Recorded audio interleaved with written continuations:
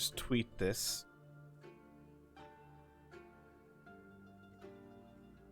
Hi, everyone. How's it going? Good.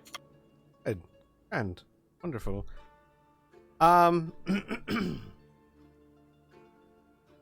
So, last session. Good times, huh?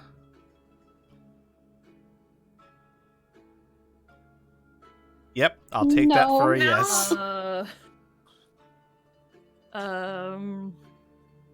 It could have been worse. I'd like to file a complaint. What do you mean, no, Robin? Robin, your night was delightful. It was okay. Yeah. Everyone else's night who was problematic.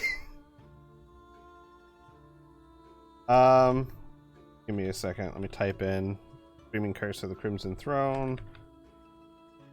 Parentheses, no flashy title. Comma, just get over. Exclamation point.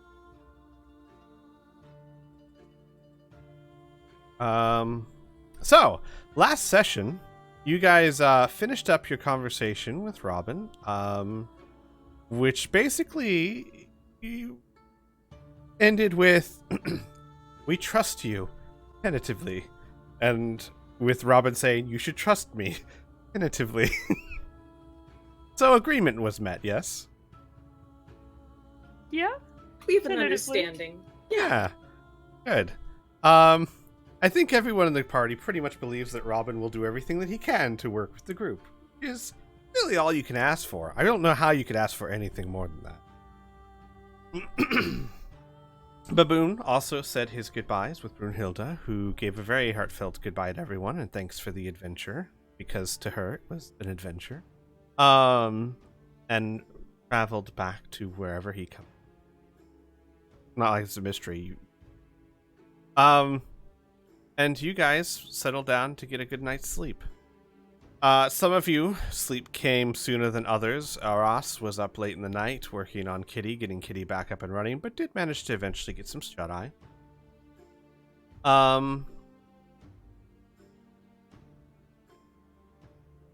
Though you guys had dreams, like you always do when you... lovely, lovely dream. Of Camille visiting Amelia and trying to play on Amelia's past memory, both Annika. It didn't go so well, at least not for her. I mean, depending on whose side you're on, it went great for Annika and Amelia. So great, in fact, that Annika actually invaded the dream and unsettled Camille enough that she left. Which, very well done. However, Murray was not so lucky. Murray also was visited by Camille in her dream, and playing on Murray's principles, Camille convinced Murray to suffer the effects of her spell willingly. Well, manipulated into it willingly, because it's not like Murray really knew what she was getting into, per se. Very evilly tricked by Camille. Murray was rocked very heavily by the spell and not gained. The next morning, you all woke up, you had breakfast, you discussed this issue and what your next step should be. And you pretty much decided, well, the next step should be to interrogate the people we have because we're not sure what the next step is. You interrogated said people, did a really, really good job of the interrogation, and got pretty lucky with who you captured. And one of the prisoners was able to tell you that Kerpopolis is within a shifting labyrinth of the Arconas, inside or below or around somewhere. Estate. They don't have a which I assume pretty much solidified everyone's next steps, right? That means you kind of know where you want to head next. Though before you really had a chance to truly discuss what your next steps would be, your familiars who are acting as scouts spotted in the heavy rain, about 30 seconds from your door, a troop of 12 gray maidens marching directly down the street with purpose towards the orphanage. That is where we left. By the way, it was a vivified labyrinth, but prisoner to... So, to recap, you have 3 tied-up prisoners, 2 thugs, and Jabbar, the halfling with no tongue. Gray maidens, about 30 seconds outside your door, and you are all on the 2nd floor of the orphanage, towards the back. I'm gonna throw the ball in your court. What would you like to do? Run out, blades drawn, screaming, "Remember the Alamo"? Heck yeah. Squee, I'd But- really appreciate it if you would stop spying on our private chat. 'Cause that Honestly. shit's rude. It says no squeeze allowed for a reason. I just thought that it was a very odd, like, most of you aren't even from Texas, but alright, that's cool. Mm. You can run with it. No, seriously, you guys, in game time, you have very little time. But here's the thing: you have all been working as a group quite a while, even with Robin, who is synergized with this group quite quickly. And I think that you all know each other well enough that many things can be done with very little discussion. So I will give you guys a minute to lay out what you want to do, and then we will resolve any of it that we need to in character. And then we'll resolve what you try and do. Make sense? Mm-hmm. So, out of character, what do you want to try and do in this limited time before your door is knocked on?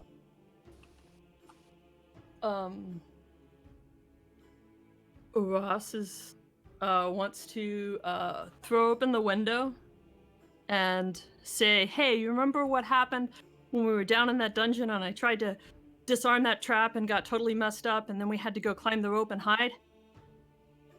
And then, like, let's do that again.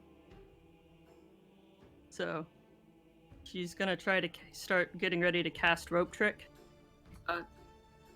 Robin's gonna point at him and Rhea back and forth and say, distraction? I can make y'all invisible if you give me, like, 6 seconds. I nod to Rhea. Sure. I just need to grab a few things.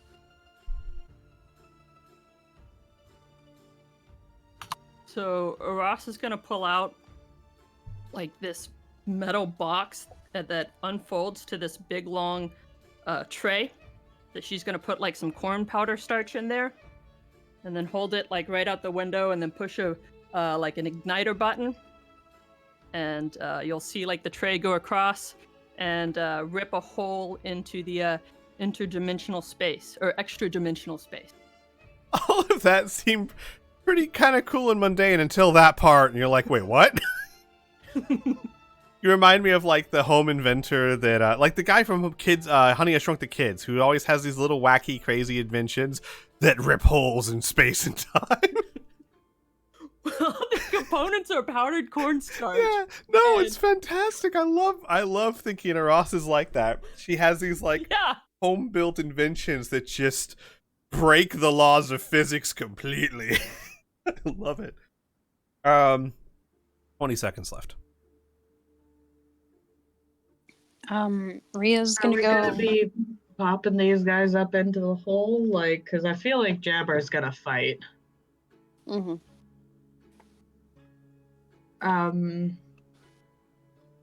Where are you making the hole? Like, is this in a different room? Is this in the hallway? It's right out the back window into the back alley. So, like, if you could stand on the ledge, you'd be, like, halfway already up in the hole. Okay. So Okay, it's, gotcha. like, above the top of the window. So if they look out, they won't see it. Cool.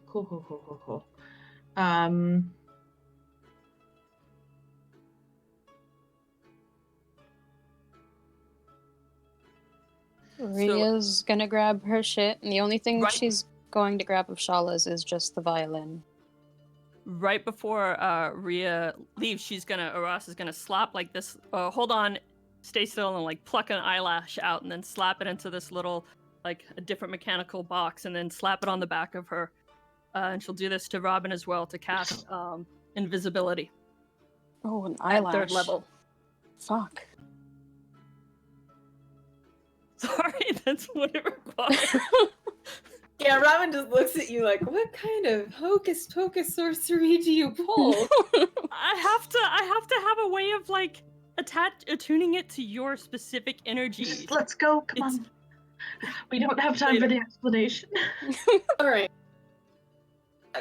Rhea and I'm gonna pull her when she has her stuff and we're invisible. We're gonna get somewhere where we won't be ran into. Do we got time to get downstairs into an open space?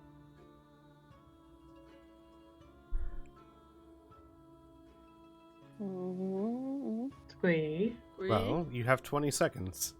Okay, cool. How The the other- we go? Thing Aras is gonna do, and this whole chaotic, I know it's a lot, but she's gonna yell to Kitty to grab her bag and come downstairs. Like, not yell, but like speak loud enough that Kitty could hear, which actually doesn't have to be that loud. Gotcha. All right. Quick question for each of you. Given that you are in a bit of a time crunch, what do you want to take with you, or other than what's already on you? Is there anything anyone wants to grab, or do you want to denote that you are actually bringing with you that doesn't involve something that would already be in your pack or your weapons or your armor? I.e., Murray, do you want to take I was gonna say any of your pots and pans. I don't think Murray would care. Something more valuable. Aras, do you want to take any tools with you? Rhea, do you want to take Shala's clothing, the violin, or any of your other Yes, instruments? I thought I had already said she's taking her stuff and then just the violin. You none of might have the, said that. The clothing. Yeah, you definitely might have said that. All right. What about Aras? Aras has everything in the bag of holding. She's kind of had expected to like leave at any time. And Fair enough. So all of her important things are either in her pocket or the bag of holding. Got you. Maybe a better way to ask is this: is there anything that you guys do not have on your person that you would want to grab, other than what we already stated? Amelia's shit is in her room, but it's all packed because she doesn't like unpacking her things. So she would just run in, grab it, and then run back in. And I guess start helping the thugs. Okay. And as she's getting that up, she's going to look between them and go, "Say anything, and I'll rip your throats out." Roll me an intimidation check. I've already intimidated them once. Mm-hmm. You didn't intimidate all of them. Yeah, fair, I guess. Where is it? Where? Oh, there it is. I can see. Okay. 20. They nod. Speak. Jabbar starts trying. Can't hear anything. Yeah, he doesn't really say much. He does see you guys kind of lifting people. Who is doing the lifting? Aras will. And If Wait. Rhea's able to do it, she would. Well, Rhea's yeah, already aren't you going downstairs. downstairs? You guys don't have. Me and Oh, her probably yeah. gonna levitate out the window and down to the ground. Gotcha. wait. And what is the exact plan with the prisoners again? We're right now just trying to get them up in the rope trick. How? They're tied up. Like you No. have to hold on to the rope. You can't just sit No, up there. she's untying them. That's the word that I'm looking for. Would you not be able to like have someone climb up and then pass them up to them? You could.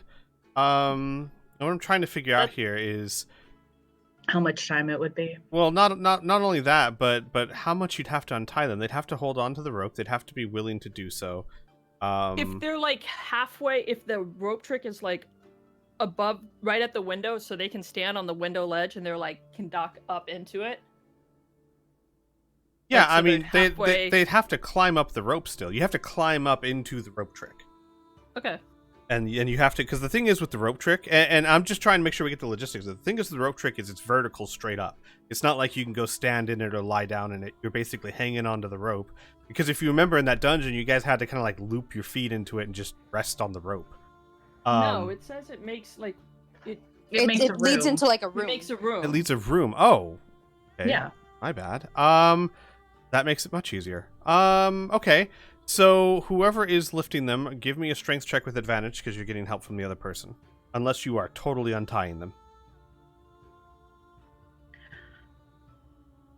I will if I have time to, since we're going out the same window. Well, Wary has a higher strength than Amelia, right?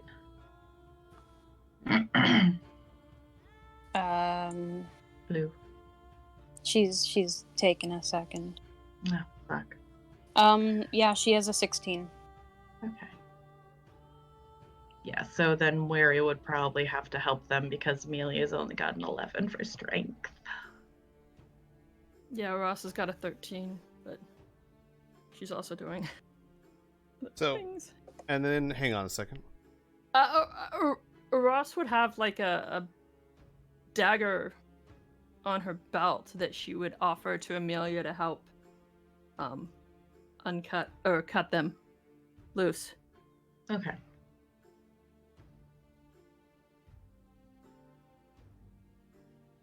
Got you. So,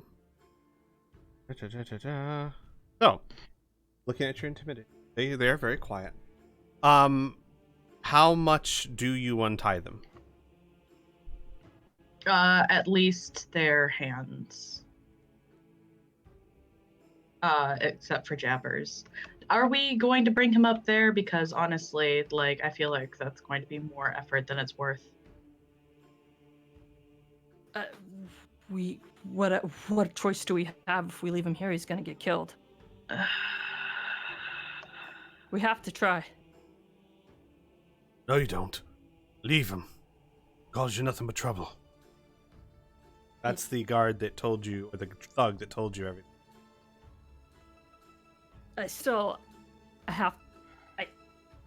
I have to try. Lady, look. He's loyal to the Emperor to the end. You fought him. You took him down. Gab will be trying to kill you every second of every day until he's... Yeah, Annika just shakes her head.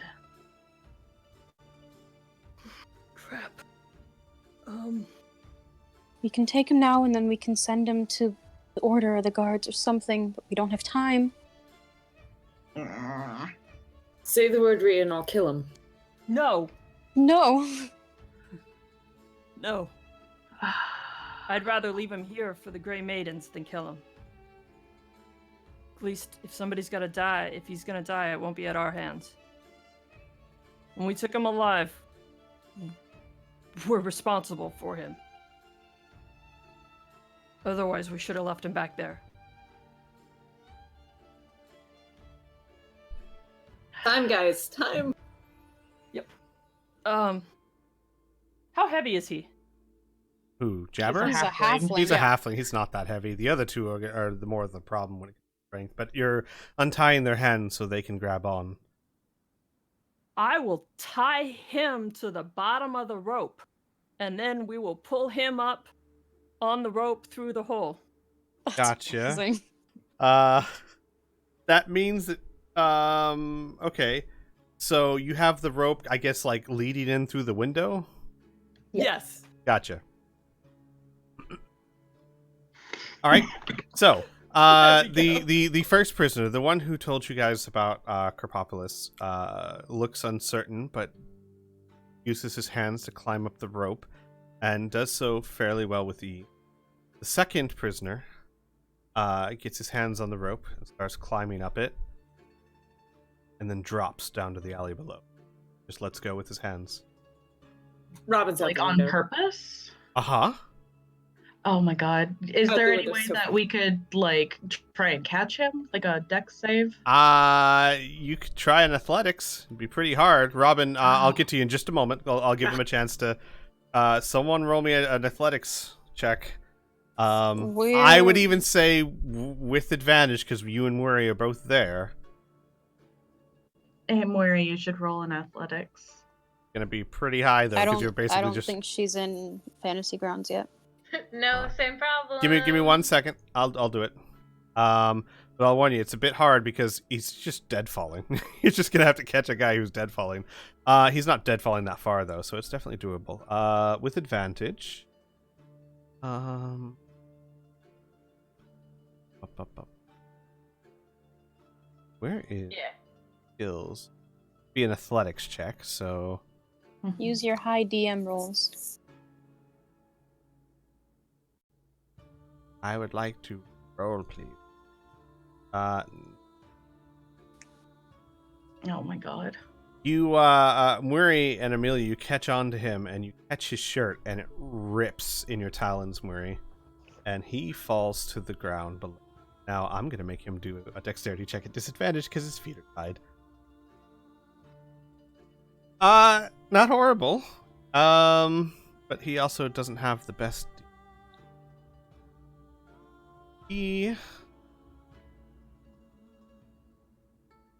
takes 5 points of damage, sprains his ankle as he hits the ground. Help me! Someone help me! Oh my god. Hang on, hold up, wait a minute. And before anything happens, Robin, you said something? Oh yeah, I'm gonna leap out onto him. Gotcha. He will break my fall. Yes, he will. Roll me an acrobatics check. It won't be very hard, but just, you could, like, catch your foot on the sill or something. Oh god, how am I getting down? No, you're fine. You jump right on top of him. What would you like to do? You've got a surprise round before he can act. Oh man.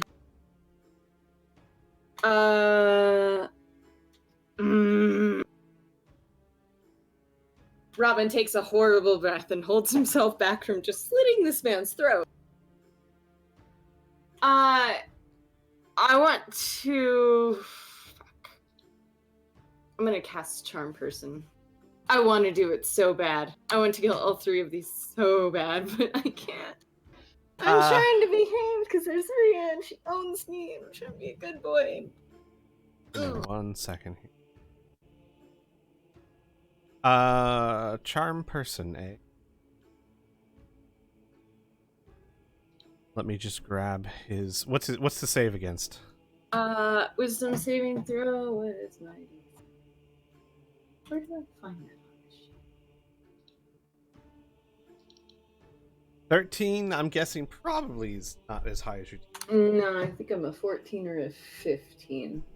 sense. So Robin appears, breaking the invisibility spell as he casts Charm Person on the thug. And the thug suddenly looks up. Oh, hey, help me. I think I sprained my ankle. Robin sighs and picks him up and says, "You're going to be quiet, and if you make any sound, we can't be friends anymore." And Right. is going to use levitate and levitate right the fuck up that rope trick. You guys hear a knock on the orphanage door downstairs. We don't want any. Robin, I hold my arms out for Rhea. Yeah, so you kind of like roll him into the room up there.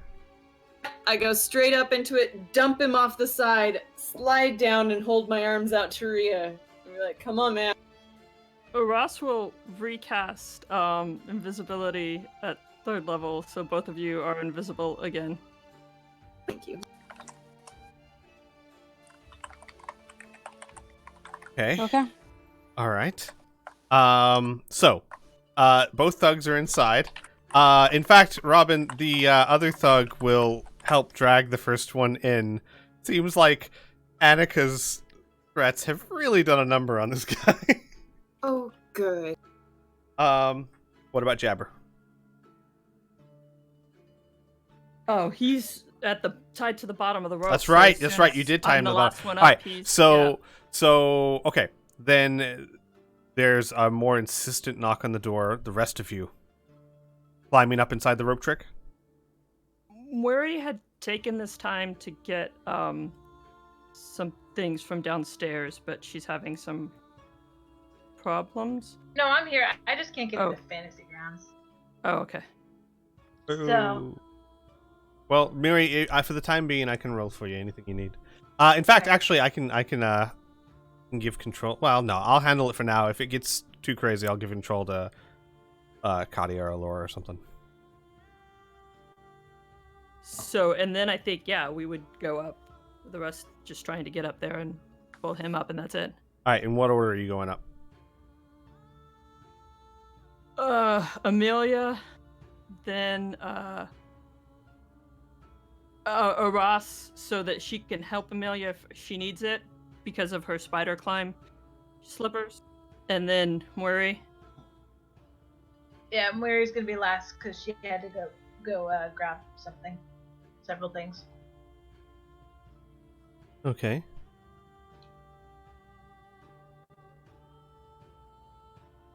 Robin will speed up the process by hovering just below and helping them up, just so they Gotcha. don't have to climb as much. What about you, Rhea? Ria's going down with Robin. Understood. So everyone except for Rhea and Robin climb into Rick. And Ross, give me a strength check with advantage and help.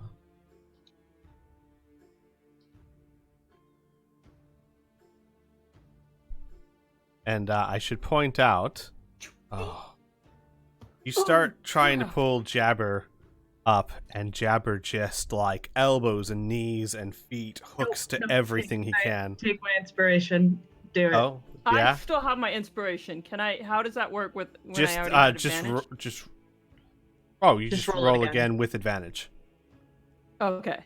Yeah, Then if I you am- had advantage on a roll and you use your inspiration, it's like redoing the roll. I don't Okay. know if every DM does it that way, but that's the There one. we go. Okay. Oh, there we go. Correction. Oh, He tries to hook things with his feet and his elbows, but you just yank him right up. And he goes, he gets pulled up into the rope trick. And Robin and Rhea, the second he's pulled up, the hole that they're in just disappears from you. I grab Rhea in my arms and begin to descend the building onto the ground, going ahead and using her weight to slowly lower us elsewhere. I'm going to whisper in her ear, "Don't say anything and don't let go of my hand. I don't want to lose you." I imagine there's like a second of like awkward groping as one invisible finds another invisible. Like you know Not where she awkward. was, We're but you bros. still, yeah. So, just to note, Muri and Aras and Amelia, unless you summon your familiars into the space with you, you do not have contact with them, as no spells of any kind pass through the space. So are you saying Annika's no longer possessing Amelia? No, I'm saying that if you were to try and keep her outside or send her outside, you wouldn't be able to contact her. I.e., you wouldn't be able to see through her senses if she's out there. Like Amuri, you won't be able to sense through Majenko while you're in that space because you're technically in another. Gotcha. Okay. You can just summon them to you, and in the case of Annika at the moment, she's right there. But Okay. but just so you guys know, because I know you were using them as scouts, and Aras, you do not have contact with Kitty at the moment. Yeah, things kind of went quickly, and I didn't want to take up a whole bunch of time, but I also Sure. wanted to mention Ross takes out from the bag of holding her leather armor and her gun, and she's gonna tell Kitty to get in the bag and then give it to Rhea. That would work, actually.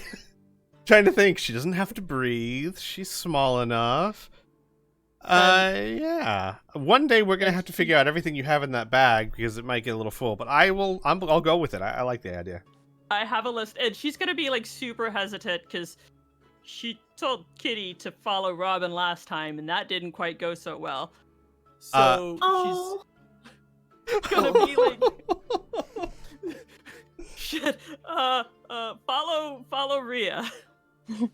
There's like a small hesitation, and then you hear a crack as the hinges of the door that was freshly mended are shattered down below, and Kitty gets into the bag of holding, and then lower it down. So Rhea, you have the bag of holding Okay. with you. Robin, Rhea, you are down in the bottom. So here's the current situation. Robin, Rhea, you are down in the bottom of the alleyway. Rhea, you're holding the bag of holding with Kitty in it and other things. Everyone else is in an extra dimensional space and rope trick. Very clever idea, by the way. Sorry it took some time, but it was a weird thing that we had to suss out. But you managed to do it very well. Robin, Rhea, you hear rummaging, stomping of boots, everything walking through the orphanage. You, what do you do? Do you just stand there? Do you not move?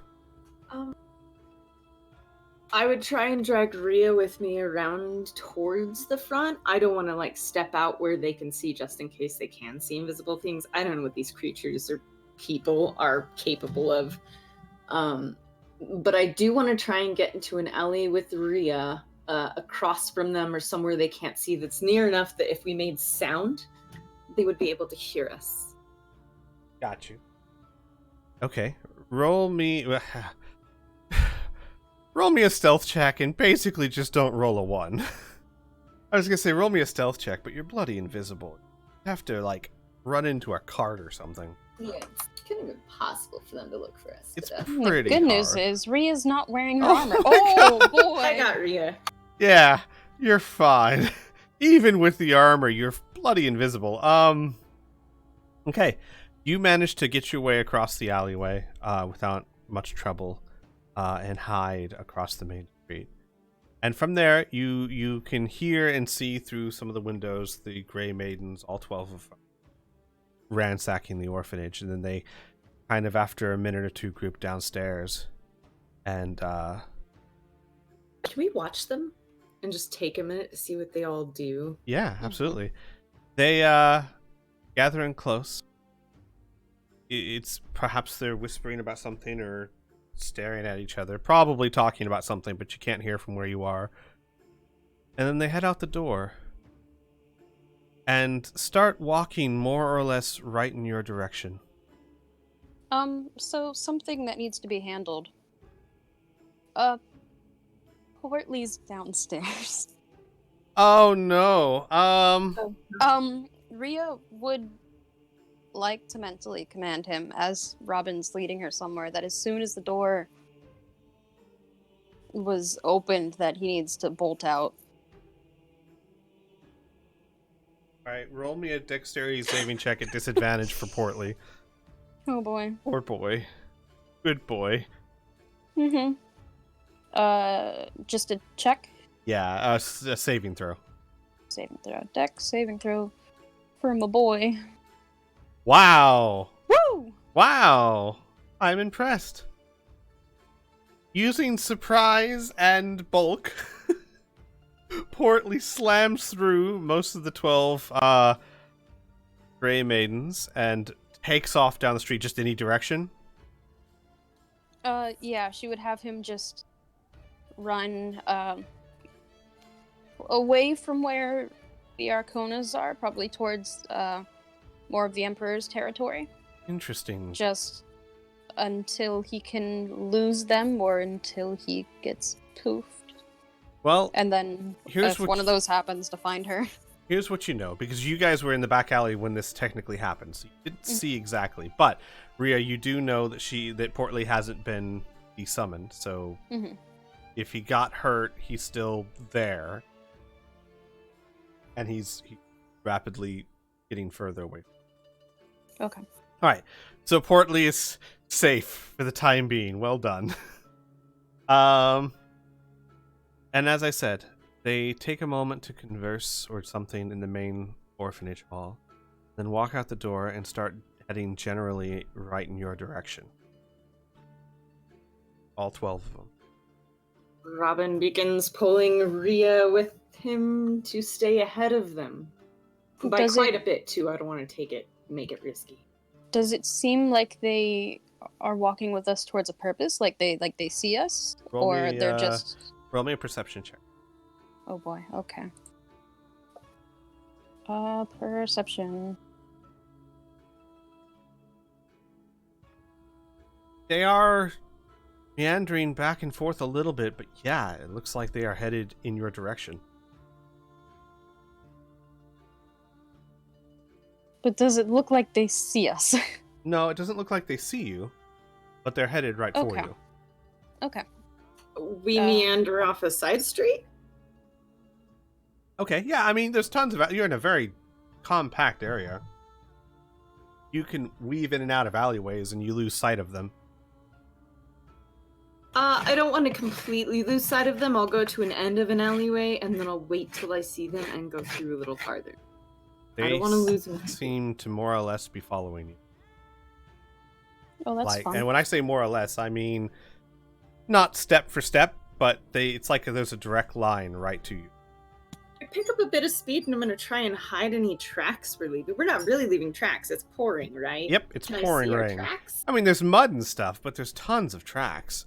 And actually, now that I think about it, yeah, all the streets there are just mud. You'd be leaving deep prints right now.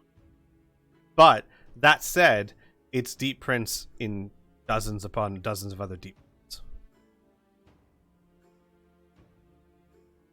And from what you have seen, no one is bending down to read tracks.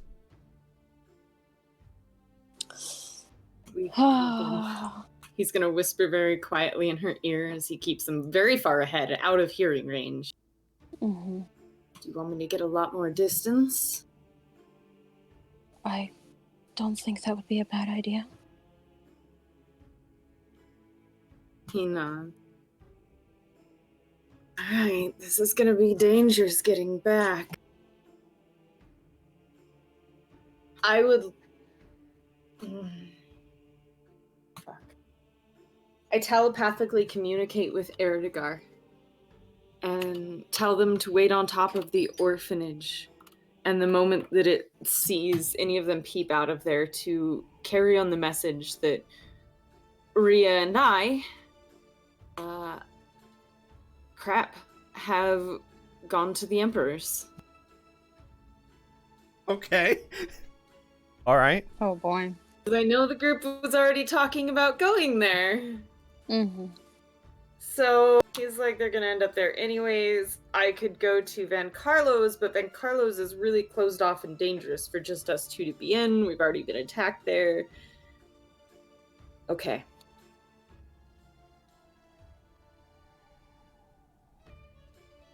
So Robin is going to first pick up speed and see if they can't outrun them. To see if they really totally know exactly where we are. Well, you pick up speed and you start trying to work your way through the alleys. You quickly lose sight of them. What method are you going to use to tell if they're following you? He's going to ask Rhea, how good are you at climbing? That's a dex thing, right? No, it's an athletics thing. Come on, I'll give Oh, you a an hand. athletics thing. Not terrible. Do you see that red tile that's a little off the roof? When you get up there, put your hand on that. I'll find. Okay. And he's going to begin getting up the building. I want to find a building that's well connected and point that one out to her. Got you. Well connected as in to other buildings? Yes. Gotcha. Both of you make me an athletics check.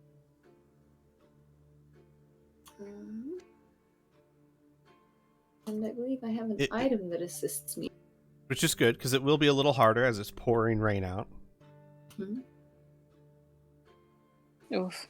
That's fine. Rhea, you slip a little bit, but you're able to get up. Okay. Doesn't cost extra movement and a +5 to... It's really good. climb check. Yeah. Yeah. Okay. So you both managed to get up there. You slip once or twice, but you're able to catch yourselves. And you get up to the roofs in the slick downpour. And once on the roof, what do? Look for the Grey Maidens? Robin knows nobody can see them, but he puts on Mhm. Van Carlos' mask, so he feels really heroic. Gotcha. Yeah, he's gonna go over and touch his hand to the tile on the roof and see if he can feel Rhea. Sorry, Rhea. Mm-hmm. Rhea, your hand's there. Mm-hmm. And Okay. then say, let's work our way around the roof very carefully, not to run into each other. And we'll meet on that other tile on the other side. I want to make sure that they're nowhere near us. Should we go to... And he's being very quiet in the rain. He doesn't want anyone walking below to be able to hear them, just in case they're like right under. Sure. We're going to try and make our way to the Emperor. And I'm going to work around the roof trying to see.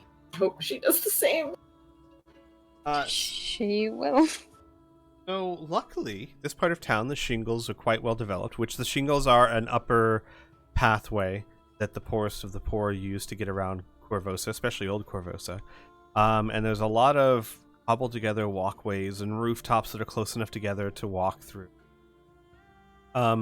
I would simply need to know, are you both moving slow and careful, or are you trying to move quickly?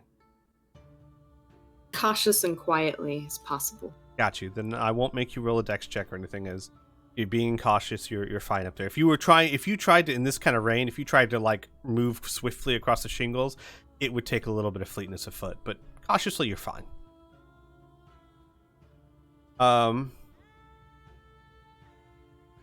You begin making your way.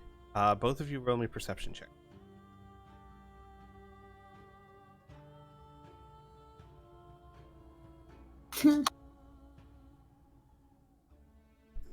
Wow. All right. Rhea, as you guys are making your way, you make out in the rain sound of heavy armor jingling as people and squishing of mud as people run through the street behind you towards your direction.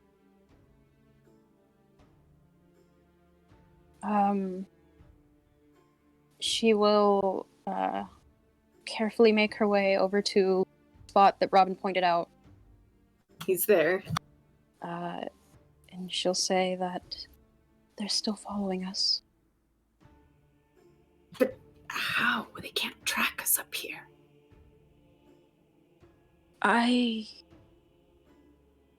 There are some spells that they could possibly using. I have one where I can follow an object if I know it that someone is carrying.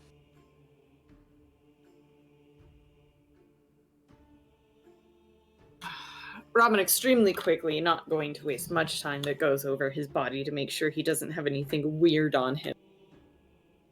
Rhea, still invisible, immediately looks down towards the violin that she's holding.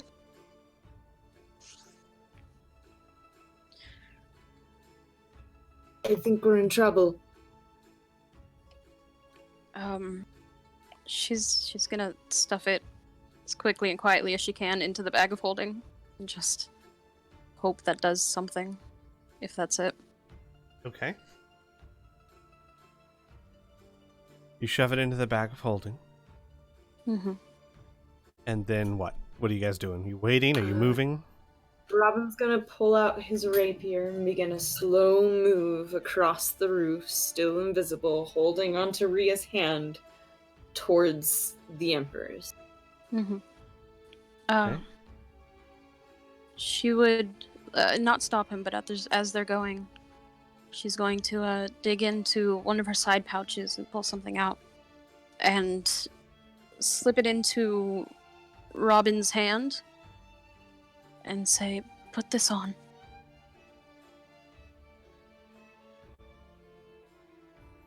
She has handed him a little platinum ring.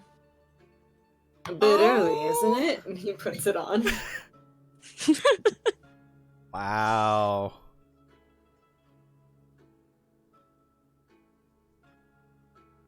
Well, I hope Shala approves.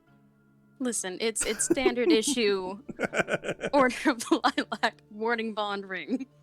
Yep. Robin, do you put it on? Yes, you said you did. Oh Gotcha. yeah. All right. You guys make your way towards the Emperor's. Time passes. Roll me perception check.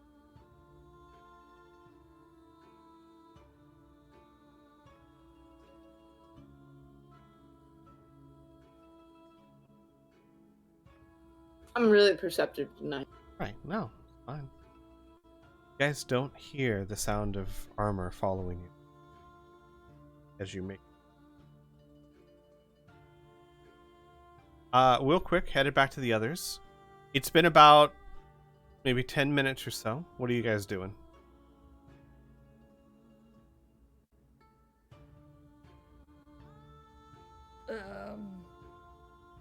Putting on armor. And Yeah, probably getting geared up, just sort of chilling. Gotcha. Ross is getting ready and expecting it to be like dispelled any minute, so How long does the charm person last? 8 hours, isn't it? Yeah, it's No, that's quite a is long that time. suggestion? I might be suggestion. Hang on 1 second. Let me find out.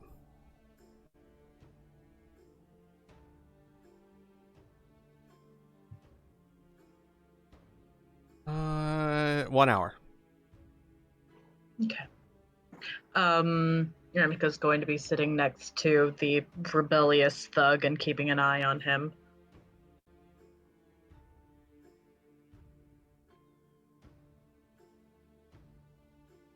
Gotcha.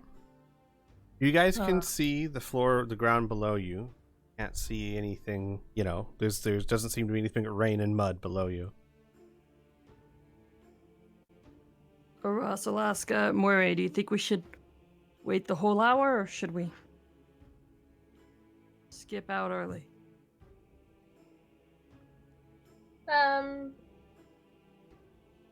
She will respond slowly.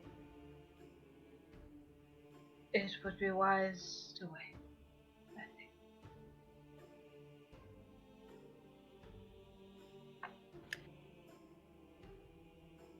Okay. And she will. So I'm sure at some point we're all just gonna find ourselves sitting down. yeah. So About- Miri will take a seat next to Ross and slip a hand, like thread her arm with Ross's, and just sit like that. Okay.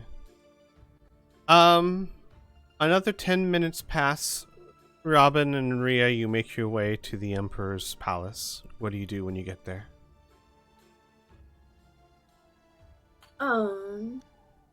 Most of the way, we're going to definitely be keeping an eye out. I imagine, very paranoid. Mm-hmm. When we get there, what state is it in?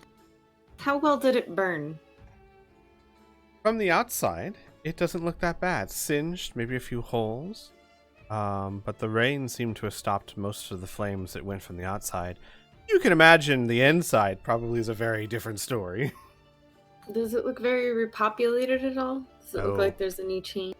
Does not. In fact, you hear nothing coming.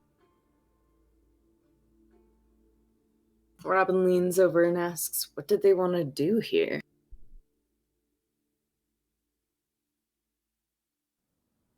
At the Emperor's palace, right? Mm-hmm.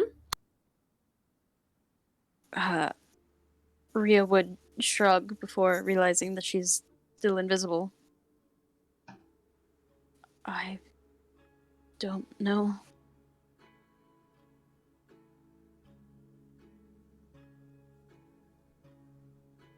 He nods and says, well, we're not being followed. You want to start walking back and make sure the place is all right?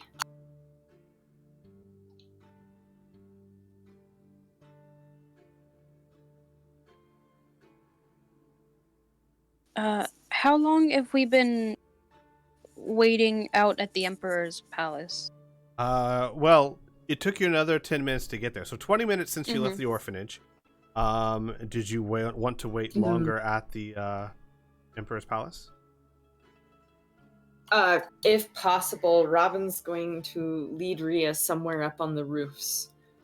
Somewhere there might be a canopy or some broken boards or just somebody's porch. Gotcha. And hop on down to that and curl up in a corner. And he's going to prestidigitate both of them clean and dry out of the rain.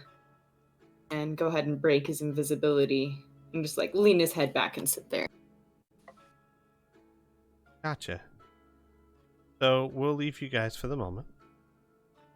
Go back to the others. The rest of you.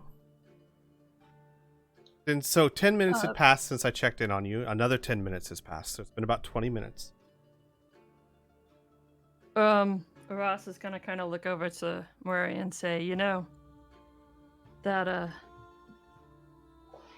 thing you summoned, it was wrong.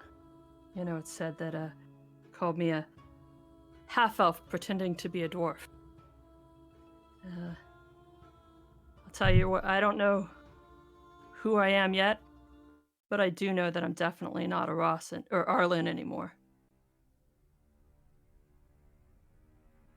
And Moira turns fully to face Ross. And you watch her eyes crinkle in a very familiar smile.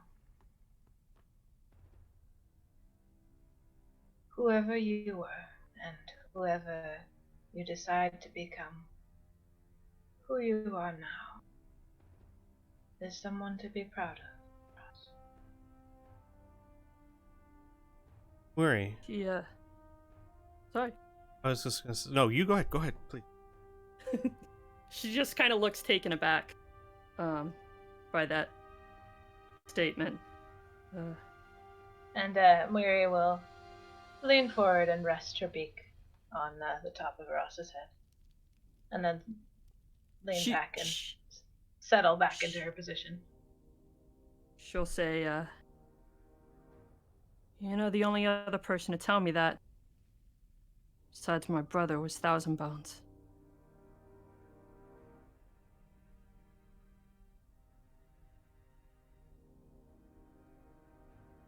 Murray, Yeah. your passive perception, you notice in the 3-foot hole that you can see down to the road below, catch movement. You look down, 12 gray maidens march under, begin to stand there, out, weapons drawn, ready.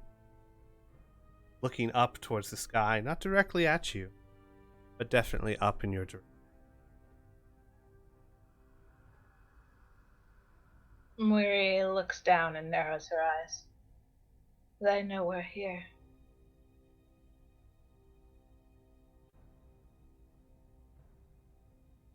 Well, this rope trick is about to break, and I'm also about to be able to recast invisibility one more time.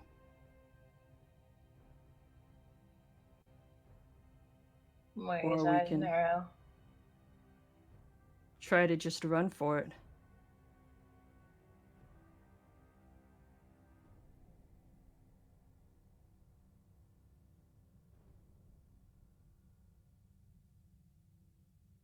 I think for now running is our best option.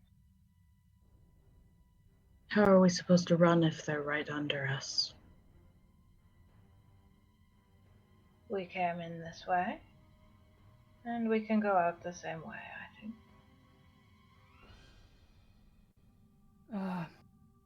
If we are very, very quiet. Well, I have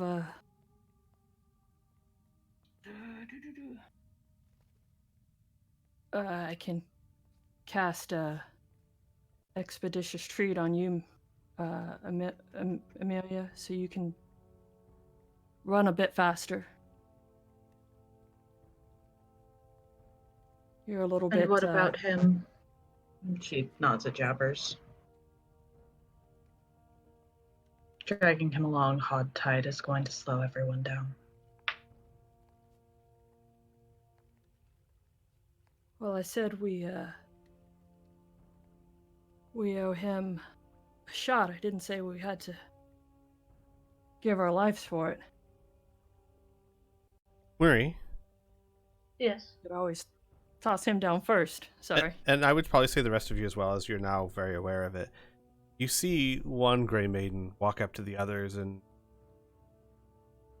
I'm not sure if you can hear anything. Well, I think you can only see. Actually, let me check. Does it make a difference if you? Let's see.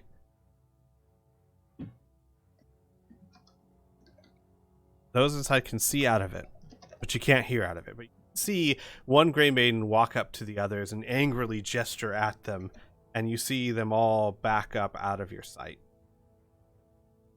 But they seem to back up in many different.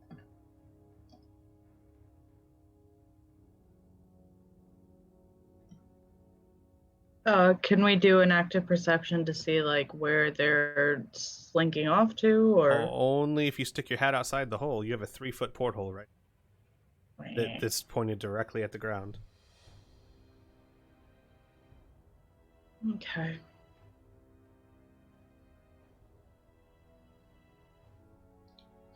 Shit. Ah, fuck. God damn it.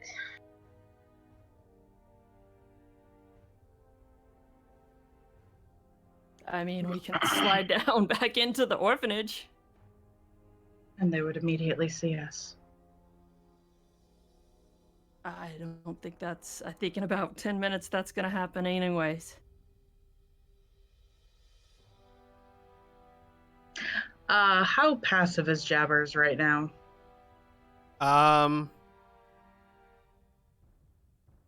Not very. He's on the ground struggling and making noises, but can't do much. As I was gonna say, as badly as well as you have him tied up. He can't do a lot, but he is letting his discontent be. Okay.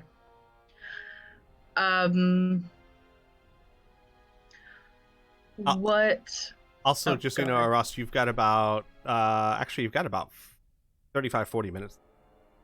Oh, okay. Yeah, it's I an didn't hour. know It's it an was hour much long time. spell. I thought longer had passed. Oh no, it's only been about 25 minutes. Oh. Okay. Okay, so we have some time to plan if we need to. What Anaga wants to do is untie Jabbers and drop him onto the Grey Maidens. Well, they can't be directly on top of him, but still. We need to save him. Yeah. Hey, No, that was Ria's call. I understand. Yeah, that was Ria's call, and then it was I Aras's call. I said still we love need it. to try. Yeah, no, I said we need to try. Don't get me wrong. I'm fully on board with this. Ria, I want you to know I Oh. was a charm person. I didn't do this. I know, bro. I know. Thanks, man. I'm trying. Okay, no. Okay, no, I have to know how Amelia brings this up to Mwiri and Aras. She doesn't. She just does it.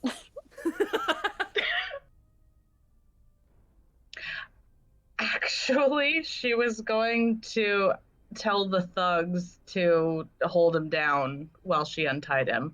Or, Oh, I was yeah. gonna say that I would have untied him earlier because I didn't like that's our escape route. I don't want him to be like an anchor. You know, you just drop the rope down. To Well, escape yeah, and but he's he still hits the tied ground. up. He's still Yeah, tied he's up. still just tied unt- up, just not connected to the rope. Not Yeah. with magic manacles or anything, but he's still very well tied. I can feel the seething rage from the room to my left. The silence. Gotcha. So the thugs, the one that you have intimidated, goes, "Hey, what you be intending with them? Because, truth be told, I'm trying to think. Yeah, he'd still be deaf, wouldn't he? You haven't concentrated on anything else. Well, hang on. How long does deafness last? I think it's only a minute, actually. Hold up. Wait a minute. I can check. 1 minute. Yep. Okay. But But he doesn't know this. yeah, he doesn't know that. He goes, he dangerous. Not gonna move against him if after me. And the other one who's been charmed goes, right, he's dangerous. You need to hold him down. Kind of a friend of the boss's. If that white-haired gentleman needs you to. Moyari is also casting a very curious look at Amelia. Annika nods at the charmed guy, just like, it would be a great help in order to distract them. We want them to have as much time as possible, don't we? Yeah, no, Christ. I owe him for something there. Like, Yes, like he tries was to think very- about it for a second. Yeah, she immediately interjects, just like, oh, it was so brave, really. I've just never seen anything like it. And he goes over and he starts holding Jabbar down, and the second guy or the first guy just kind of sighs and at this I know, and holds him down as well. Yep. Annika is going to carefully untie him. Okay. Somewhere like fairly close to the opening of the hole. All right. Back in here. Mhm. He is gonna try and break free, but I'll be honest with you, Jabbar. You're at disadvantage, and it's not an easy AAC because you're being held by a lot of people. It's a halfling fighting against 2 grown-ass men. It's a halfling barbarian with a 20 strength. Oh, fuck, you're right.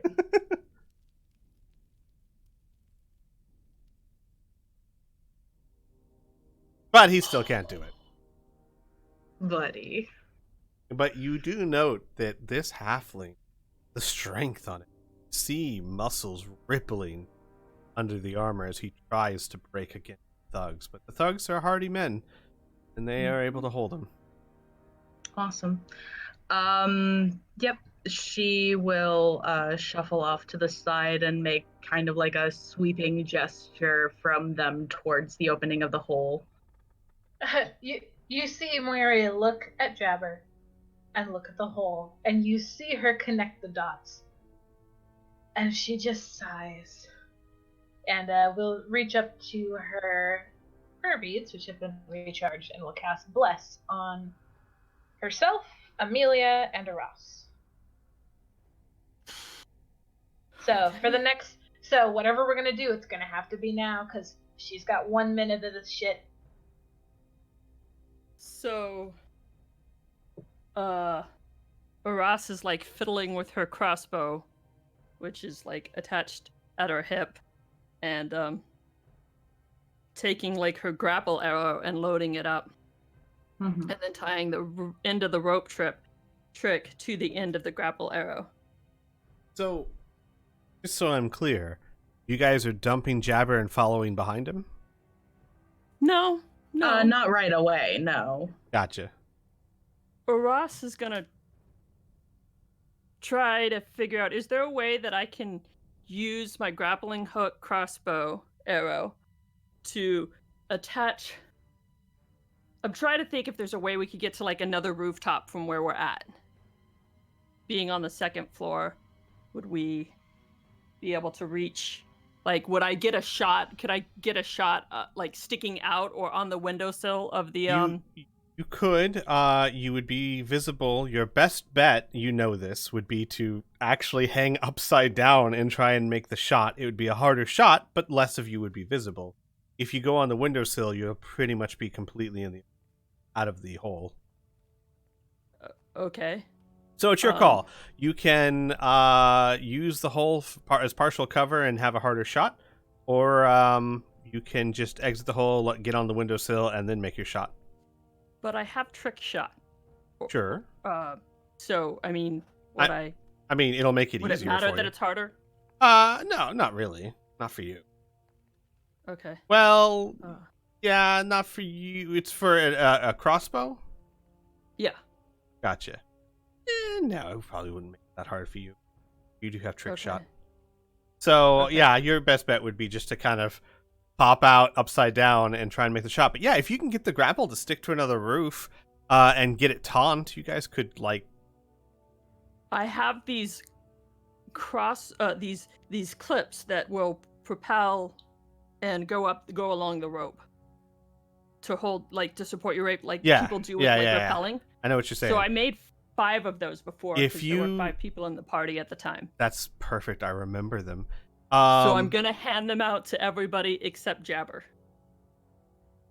And be like him, like, crap, I don't have one. I mean, how heavy is he? Can I just carry him tied up? I know they Jabbar? untied him.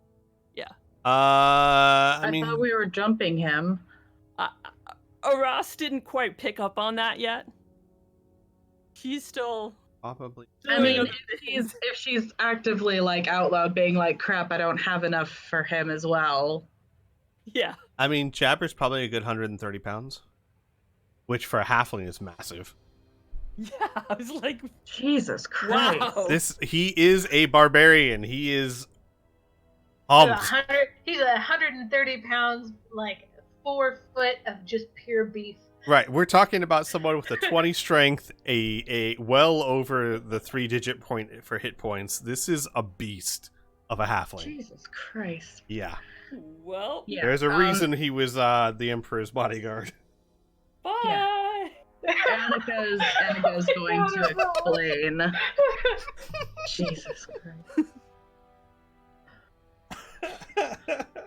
Well, I As tried. you're doing this, as Amiri has just cast Bless, you see her sort of like pinch her beak and just sort of, you hear her say a prayer for, just sort of quietly to herself.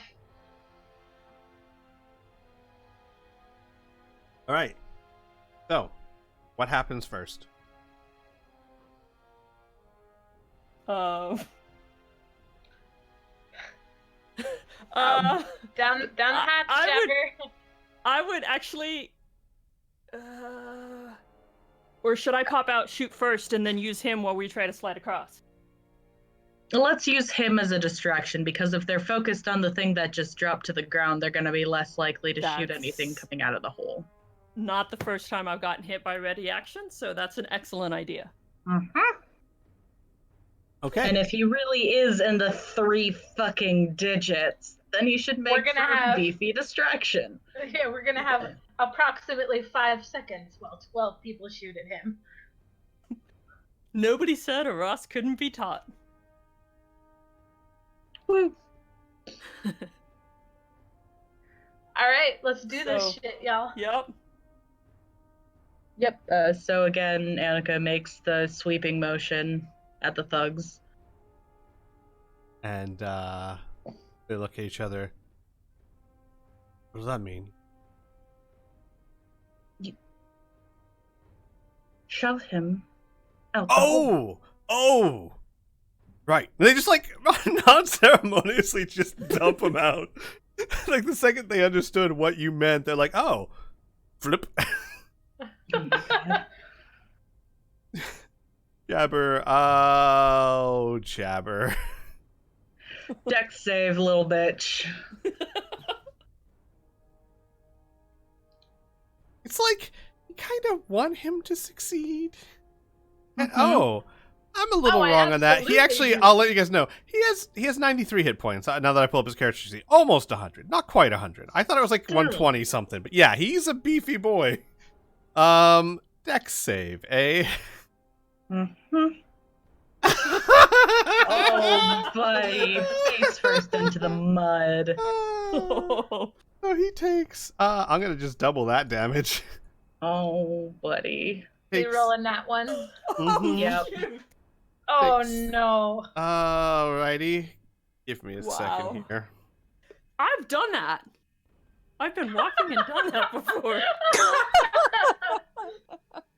Oh no. Oh boy.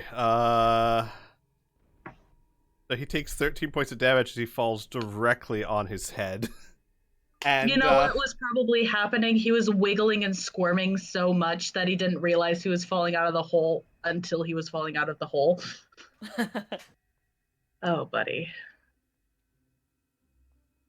Holy shit! Oh, Jesus. What's his yeah.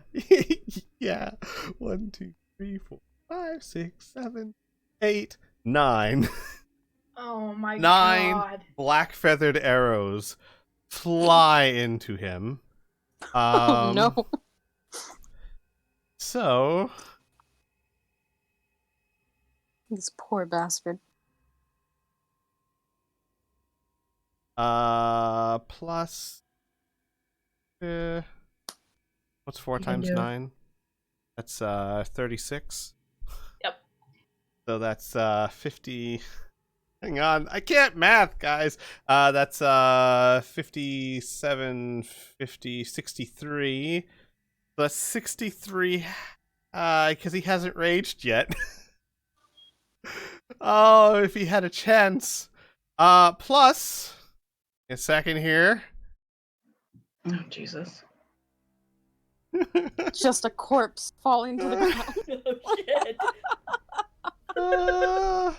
Wow, he is rolling so well on his saves. 1, 3. Okay.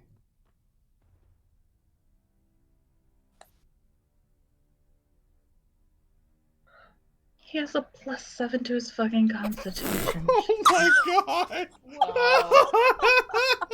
And this is why we throw down the cannon fodder. Damn. So, Holy shit. 9 black feathered arrows fly into him from all directions as he is sitting upside down on the street. You see him get up, and at first he stands up and starts ripping them from him, and then he like slowly kind of stumbles to a knee. Weary, anyone who's proficient, roll me a medicine check. I can't. So somebody's gonna have to do that for me. I got It's you. probably gonna be you. I got you. can do that. Thank you. Oh shoot! I don't know what's Wow. happening, but I really can't get in. I got you, bro. Thank you. Feeling their thing. He's being Ross? knocked the fuck out is what's Yeah. Nice. Weary, it's very clear he is suffering from potent poison. And Ooh. he collapses to the ground dead in less than 6 seconds. Oh, poor Jabbar. I thought with 93 hit points, it's like he's gonna rage, he's gonna have some time, he's gonna... Oh. Oh no. Oh boy. Okay. So so- while this is all happening, Yep. Immediately after he went down, Aras is gonna hang down. Like as he's once he hit the ground Mhm. and they're shooting at him, she's Sure. gonna hang down and shoot out her. I'd say you have at least enough time for it. Mm-hmm. All right. And okay.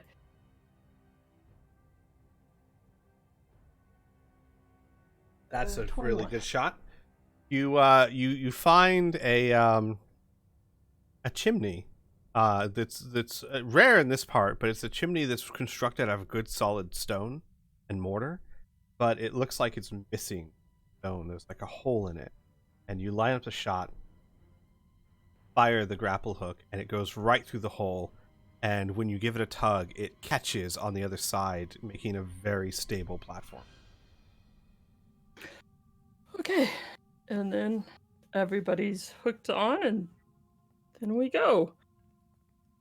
So, because of Aras's invention, all you basically have to do is hold on. So I'm not gonna make you guys do a roll to do you fall from it. I will make you all roll a dexterity saving throw or acrobatics check. Actually, it'd be an acrobatics check. For when you land on the roof on the other side of the street.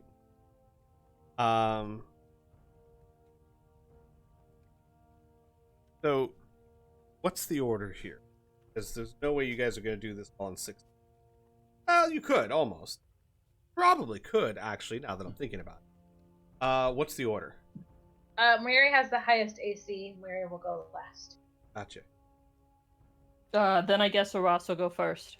Yep, Because- Amelia, you're in the no, middle. no, sorry. I want one of the charmed cap prisoner dude to go first. Okay. All Ooh, right. yeah, that was probably a good call. Meat shield. Okay. And then Amelia Aras. Amelia, you want to be in the middle? You we muted could just be Amelia. bookended by people. Yeah, that's what I was thinking. Oh, that's a good idea. Oh, Aras. I feel real bad that we're doing this to these people, but I don't feel that bad. I mean, they could have just been shot in the head for no reason because the Emperor didn't like his lunch, so Yeah, well, that's fair. we're giving them a shot at potentially a better life. You're getting them So- shot If they- at, that's for if they sure. roll well. So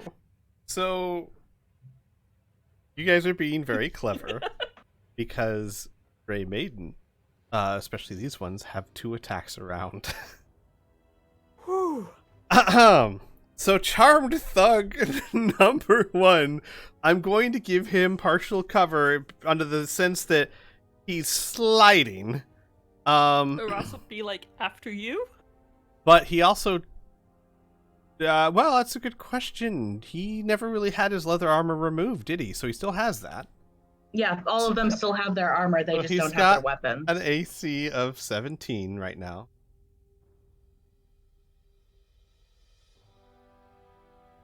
Okay. Let's see here. Miss. Hit. 1, 2, 3, 4, 5. 5 hits, which is pretty good from 12 arrows. So his sliding is making him harder to hit. He takes 14 plus 20.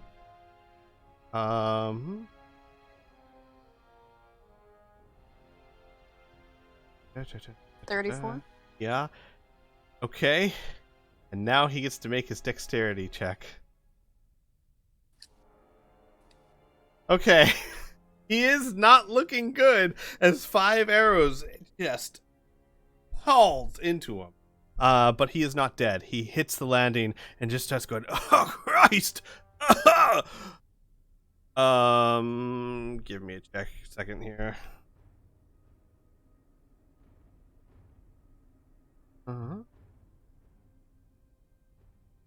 Think.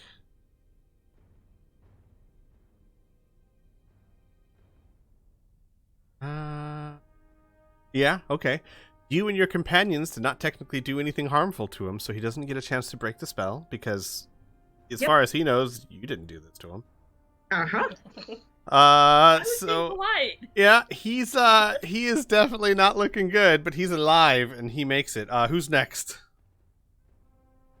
Next is Aras. I'll say this. You know what, guys? Just go ahead and make me dexterity saves because you guys can all act in the next 6 seconds to get to the roof. They have all fired their shots for the round, so none of the others can get shots taken at. And this is a Reminder. dex save or an acrobatics? Acrobatics check. Okay. Okay. Aras, So you're it's fine. not a save. No, it's not a Oh. save because you're Okay. not reacting to something. You're trying to stick the landing. Okay. Amelia. Do I need to re-roll that because I'll use inspiration? I don't want to get hit. No. You're not getting hit. You're just taking 4 points of damage. Squee, are you For, rolling for me? Yep. Burning Emily. Okay, cool. or something, or No, for like rope burn or something. I'm sorry. What? What? For like rope burn or something. Or No, first running not into you. the You chimney? you didn't stick the landing. You kind of hit the chimney as you. Okay. Oh yeah, you bludgeoning. you hip check the roof. Yep. Ah, shit. Acrobatics for Mwiri. You can do it. Nat 20. Damn. Mwiri just like slides into a superhero pose. Oh, yay. Like she's been Thanks, climbing all her I'm- life. Yeah, I'm so glad that I got that nat 20 and somebody you are playing did. Yeah, that's a fair point. And other thug, the one that he makes it. All right. That's it. That's all of you, right? Yep. Okay. You guys get it to the next roof, and you start hearing shouts below. In a strange tongue that sounds almost elvish, but not quite. Ross, you know elvish. This is different, more guttural. Still very smooth, very soft, but not a language. Mary Unless also anyone does, am I? speaks Undercommon. No. Okay. What do you guys want to do? They're starting to react, but you guys are on the other roof. I'm not making you roll initiative yet. They can't see you. They know where you went, though. Okay. Mary will duck her head down and speak to Aros and Amelia. If they knew where we are, or if they knew where we were in the rope trick, they're going to know where we are now. We have to run. All right.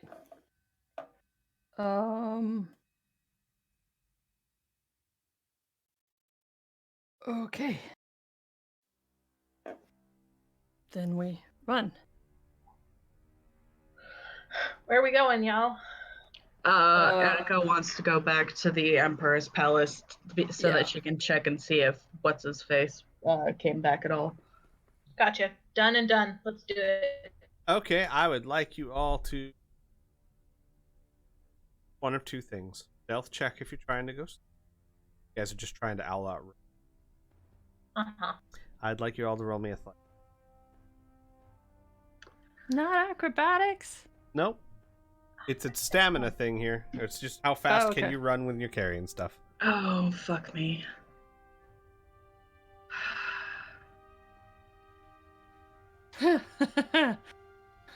Oh, come on. Guys. Nobody said Aras was fast. I mean, she's got those short, stubby little legs. I mean, I have inspiration if somebody wants to burn it. I thought dwarves You know were what? natural sprinters.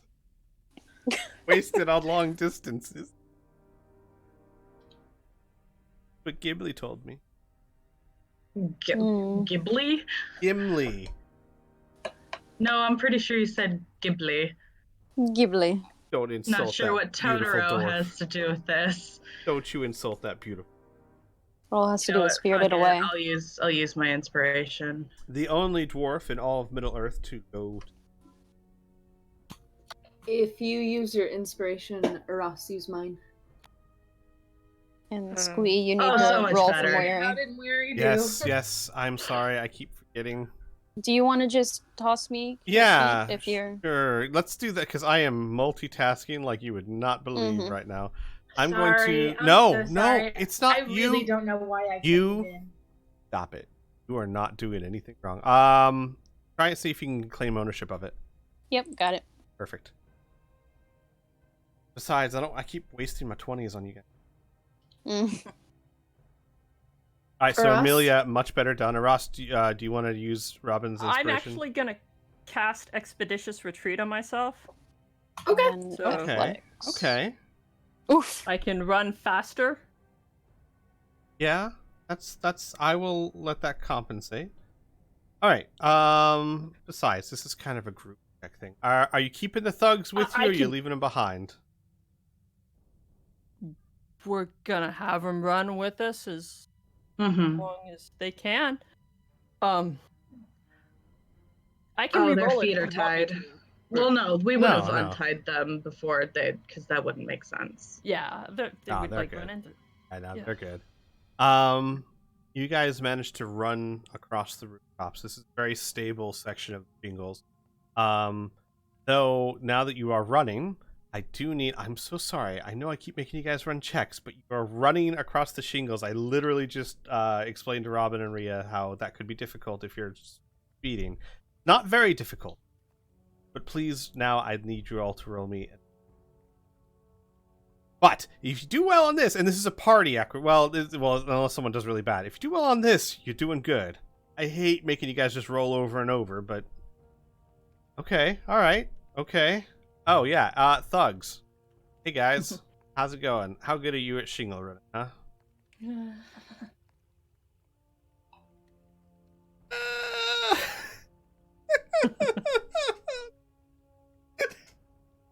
Charm dude which- is just so out of it. The one that Yeah. got hit with 5 arrows. Everyone else, you're running across the shingle. Some of you have some slips, but you manage to catch yourselves. You're running. You're making it across, and you're making good distance. And due to maybe the loss of blood or the slipperiness of the blood that's bleeding down his legs, he slips and he falls down below. No, well, here's what happened. He was so preoccupied with trying to remember what that guy, like, he owes him something, and what was it? The charm dude. Can't remember. Yeah. Hit point left. Oh, he died. He took like 36 points of damage, so he was already really bad off, but he slips, falls to the ground, and you guys see he hits the ground, and the way he's laying. But you all keep going. The other one did okay? He did it. He did it for Robin. Yeah, the other one did fine. Fucking 21. The other one's completely undamaged. He's just like, but he's like the whole time he's like, fuck, regret this. Like he is not sure what the hell he is doing. Hey, am I within 30 feet of him? Charging battery. With who? 30 feet of who? The guy who fell. Yeah, I would say you're.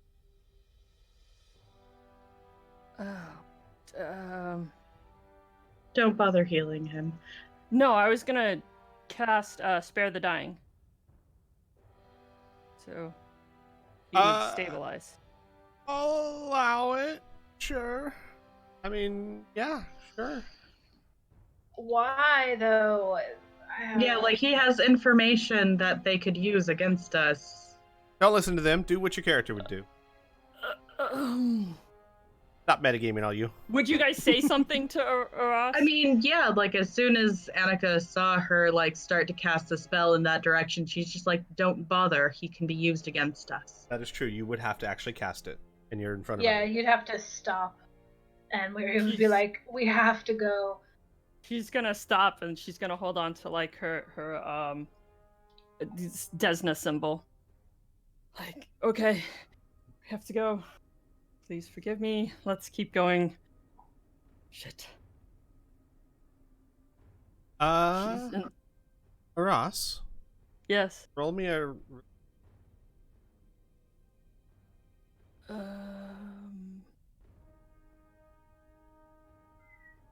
7. Okay. She's not good at this at all. It's okay. Eventually, Mary will teach you. When we have time to sit down without being shot. You In 3 guys years. continue running.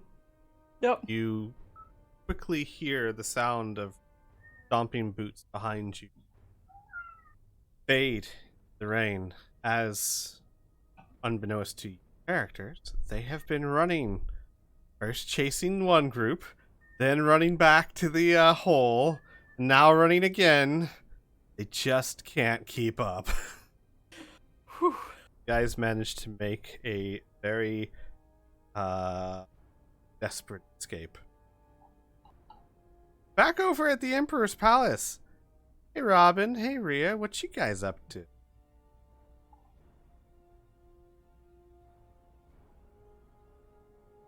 Having What are we up to, fun? Rhea? What? So Changing first, rings. listen, man. Listen. So I had sent Portlead to come out this way somewhere. Have I seen him at all, or do I have any sign that he's somewhere? Trying to find. Hang on, let me find the spell. I'm trying to see what kind of connection. Like, can you sense where he is at all time? Down. I mean, isn't she able to While like your speed is sense- within 1 mile, you can communicate with it Oh, telepathically. yeah, then you can communicate. He's definitely not more than a mile. So you can communicate. Good job. Very different ability. So yeah, she would have him make sure that nobody's around him that looks like the Grey Maidens. And if there's no one, then to make his way to her.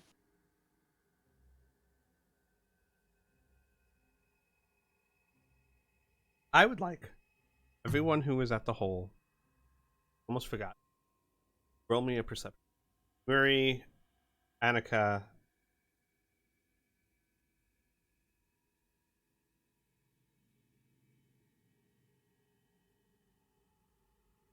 Perception? Okay. Get Mary's sheet back up. Oof. Okay, I got you. Okay. Murray, +9. She's not here. Oh. Something. Cricket. Oof. It was super cool. I can't even tell. It was a flashback of Rhea doing hardcore parkour. I'll wait until she gets back. Anyway, on to Robin and yeah. Where are you guys exactly? We'll say it's been another 10 minutes. You've been here 30 minutes. We probably wouldn't have gone far from the Emperors because I did send Eredigar to find them and let them know where to meet us. Are you staying outside of the Emperor's Palace? Yes, probably back onto the roof someplace there's an awning or someplace to keep us dry. Sure. Gotcha.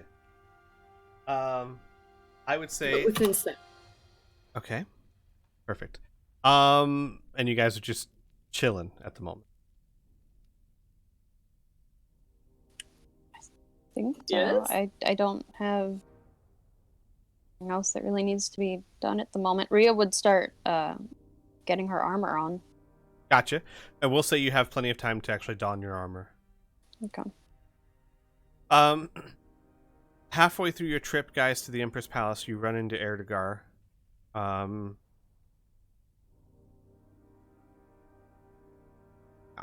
mind is blanking. Robin, I know Eredigar has a way of communicating. How does he? To Robin, he just sends through his thoughts or whatever, transport information. We don't spend much time conversing anymore. It's been a really long time. I understand. But he was supposed to deliver. Yeah, he was supposed to find anyone who came out of the hole, the current companions, and to let them know that he will be at the Emperor's. How Eredigar let them? I figured he would stand above the roof and wait. But if there was a bunch of commotions and arrows, I'm going to assume he didn't deliver the message and probably came back because I don't want him getting hurt. Right. No, my question is, like, how does your familiar deliver messages to other people? Would just literally fly up and stay. Let me think. Can he speak? He can mimic sounds. He could mimic the Emperor. Yeah, I thought only familiars packed to the chain could actually talk. He's a raven. He can make mimicry sounds I like whispering, babies like crying. that idea. I like the idea. So it's probably true, and even if it wasn't, I like the idea because it's fun. Yeah, it's exactly what Thea has.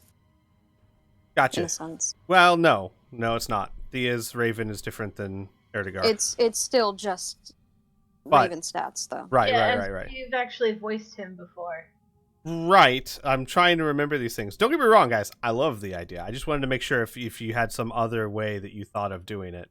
So he just kind of, almost like a Kinku, just kind of mimics speech. Yeah, he would generally avoid talking to people. He wants to be a raven. We're just going to let him deal with life as a raven. We're not going to force him to be any. I understand. He gets set in his old ways. Yeah. Would probably fly above Muri as you guys are running across the roof. Oh. Emperor's Palace. Robin. Emperor's Palace.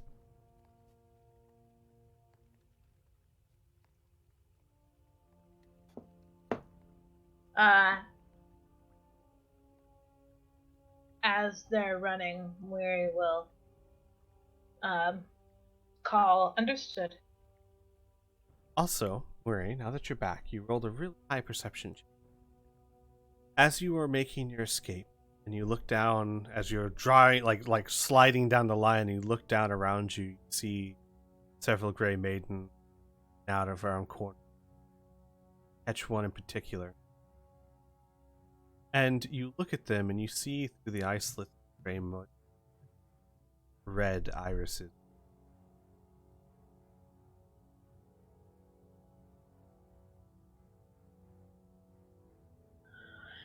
Oh boy. Ah, Christ. Okay. When we stop running, we'll bring that up. How about that? So you guys make your way to the palace. And for the sake of, we're all able to meet back up. You don't have the signs of pursuit. You haven't for quite some while. You guys have outdistanced. And in the patchwork old Corvosa, have for the moment.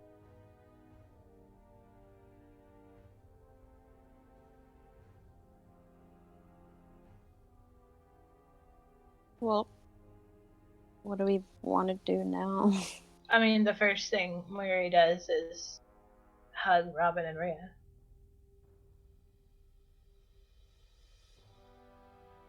Robin allows and enjoys this.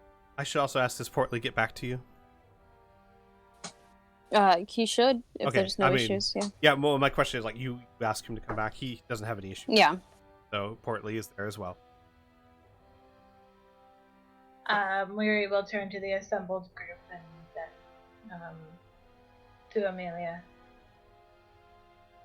I'm afraid you were correct. It was not humans in those masks.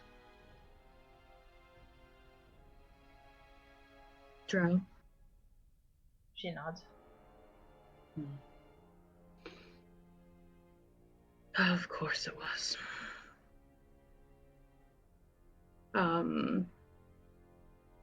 And she's going to turn around to the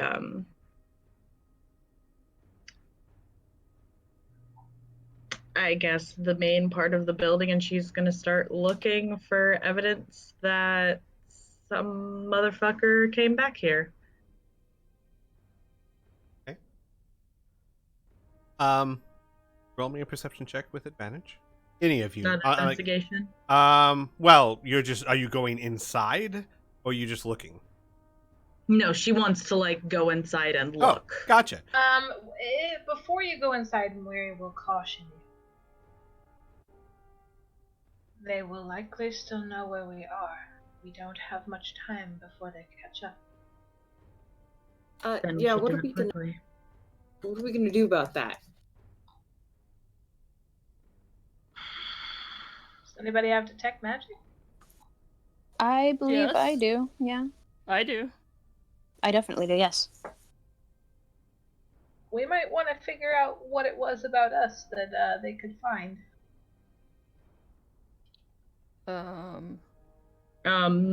Annika's gonna turn to Robin and go, any particular drow tricks that you might know about? Just kind of shrugs his shoulders. We like all magic. I can't really be helpful. How did they know where we were when we were in another dimensional space? That is a very good question. Rhea will start ritual casting detect magic to see if anything unusual pings on the group. Weary will focus on the distance to see if she can, if they're still in pursuit, see them before they get there. you I mean, want to use Majenko to help, he would be around, I would think. Ross is also helping. Did he get back? Oh, no, that's right. Thank you. In a little bit. No, he has not gotten back yet. My apologies. No worries. Sorry, I was just wanted to make No, sure. it's good for pointing that out. I forgot that you'd send him to city. Cressida. With specific orders not to die on the way. Very specific. So go ahead and roll me a perception check with advantage. I was investigating, unless No, someone else but wants to do no, it. right? No, but this is Murray trying to perceive if they're okay. being followed. Got Hey, you. Kadia. I got you. Yes. I gotta grab your sheet. Perception with advantage. You click that button. Whoop. Oh fuck. Okay. Still a 20 total. Yeah, you don't hear any signs of. And Ross will kind of. She's looking out too and has her For gun out and reference, what everything. did I get? 20. Oh, okay. And she'll look up to Amelia and say, "Whatever it is you wanted to do, we better do it fast." That is the plan. You guys see that Rhea is currently ritual casting, saying the probably being affected by an overhang or someone. Robin holds his cloak over her head. Of course he does. Thanks, bro. Do you guys give her the 10 minutes to finish casting? Or do you go in and start investigating? I mean, Annika was gonna start right away. Okay. Go ahead and roll me an investigation. I already did. Oh, gotcha. 23. So, I will say this again for the sake of expedience. You guys begin making your way through PSYLP's palace.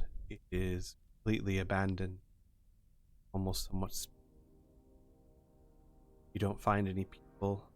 All you find are bodies left on Blood Pig Field. And 2 very hungry Wolverines. But other than that, it is eerily quiet as you look upon the carnage of what was left in this.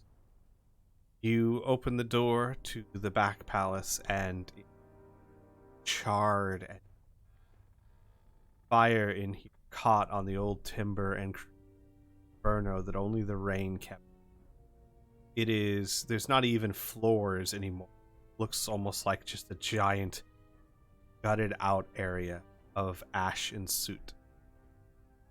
Good thing Robin took what he did when he did.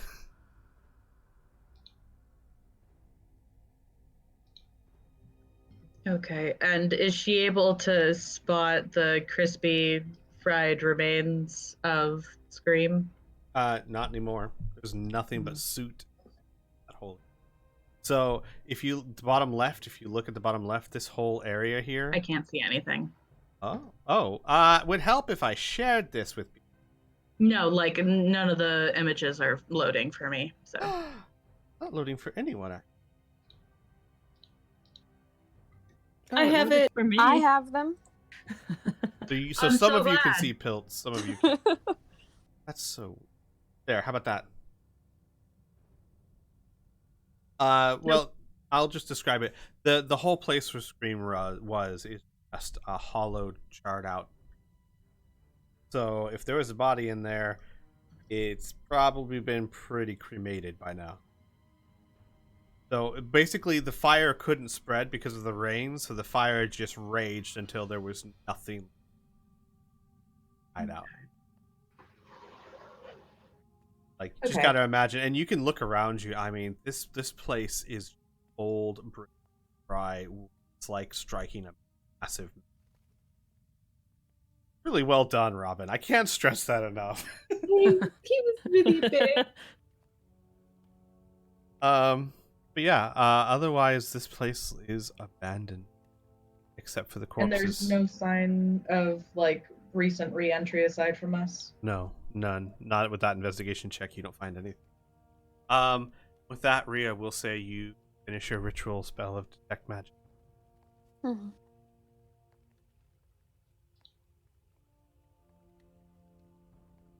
What are you looking for?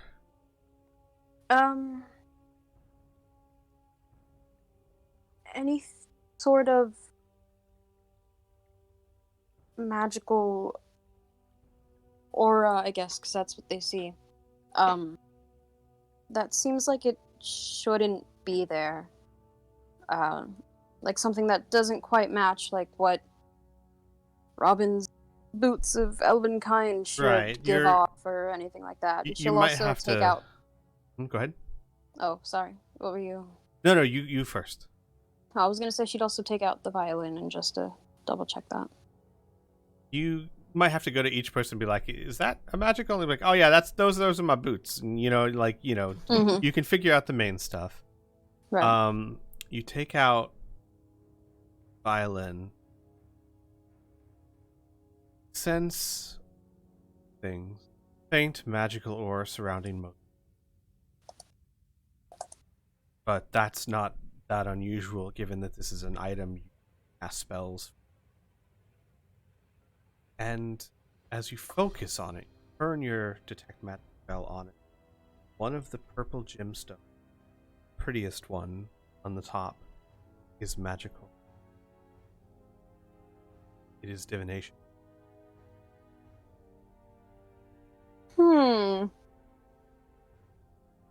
Roll me an Arcana check. Oh boy. Amelia, well, no, you're investigating. You, Aras, you can roll Can I as help? well. If you guys want to aid, you can roll with advantage.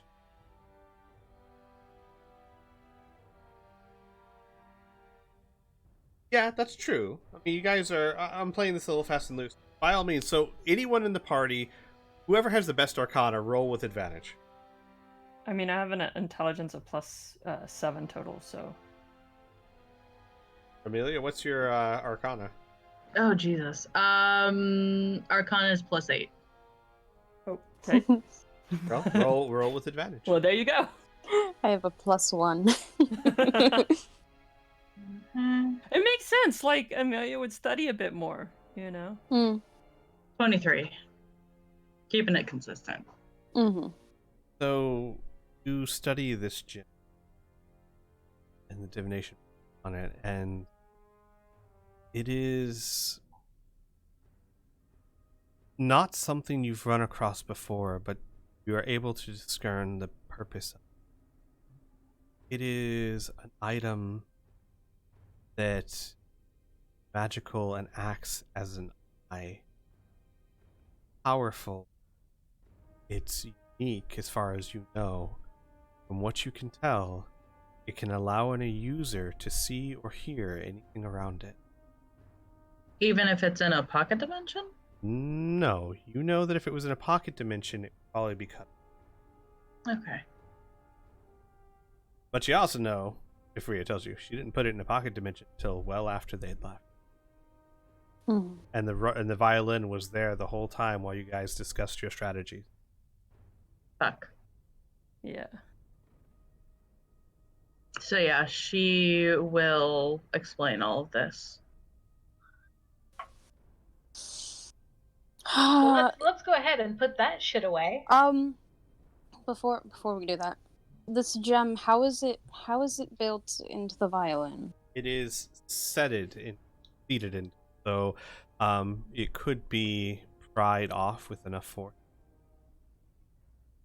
Would that force break the violin? No, it's not on the violin, it's on the case. Oh. It's on the outside of the case. Absolutely, just pop that sucker off. Ross is gonna, like, wait, maybe, because don't destroy it. I can help. It's like a master jeweler, like, I do. Rhea just starts taking her sword to it. I have tools in my bag. Can I try something? What? Okay. I mean, it's She'd- not mine, so. Yeah, she'd hold it out for anyone to. He just touches it, and he's going to dispel magic on it. Rhea would make sure that the violin and the case are separate, because the violin also has like residual stuff, and she doesn't want that to Yeah. be affected. So you isolate it and you cast Dispel Magic. Rhea, your Detect Magic is still up. Mhm.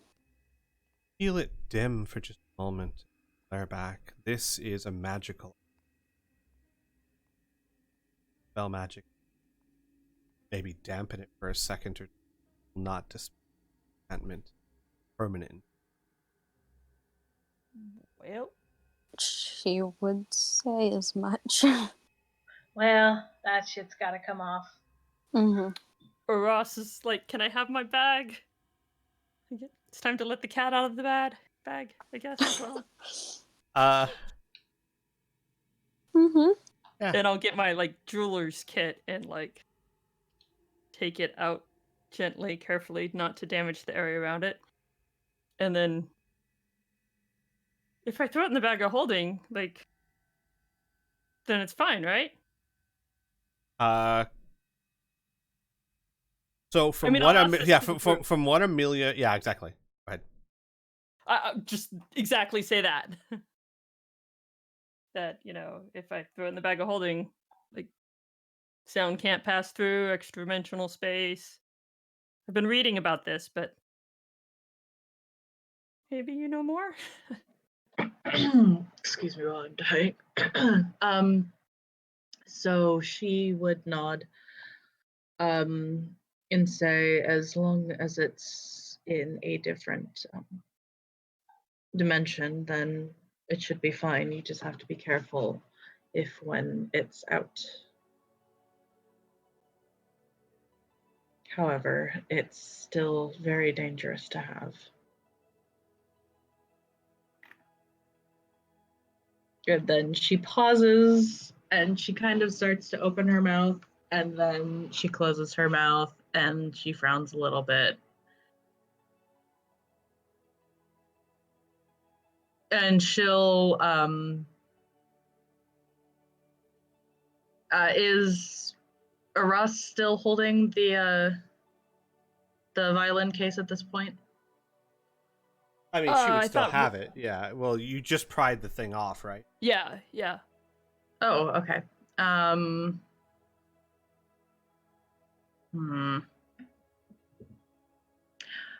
Is this something that would be constantly active? Yeah. Well, Okay. it would be. You rolled 'Cause really. I'm You rolled wondering really if- well, so I'm trying to think of it Yeah. too. It I'm seems like the kind wondering of if- device that can be accessed at will. Okay. I'm wondering more if this is like a kind of recording type thing, or it's only a No. live feed. It seems like a live feed, but a live feed that can be accessed as often, whenever. Very Okay. powerful. Imagine a scry spell at will. Good Jesus. And you start thinking back, how many times has this violin been with you guys when Carlos house? Salvatore screams, strategize, when we talked about Robin and other.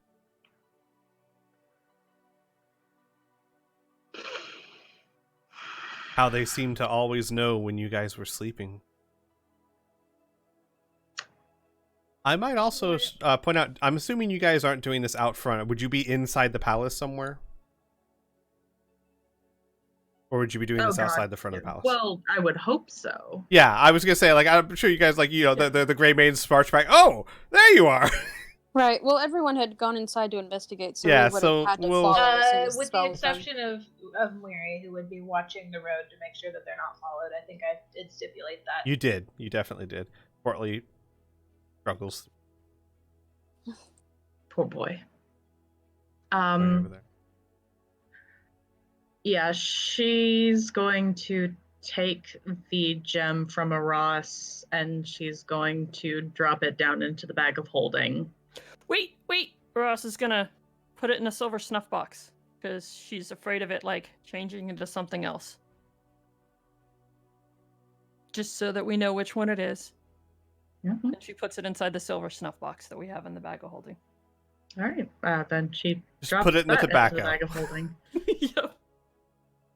All right, if anyone spies in it, they're like, huh. They're in a room full of tobacco, it seems.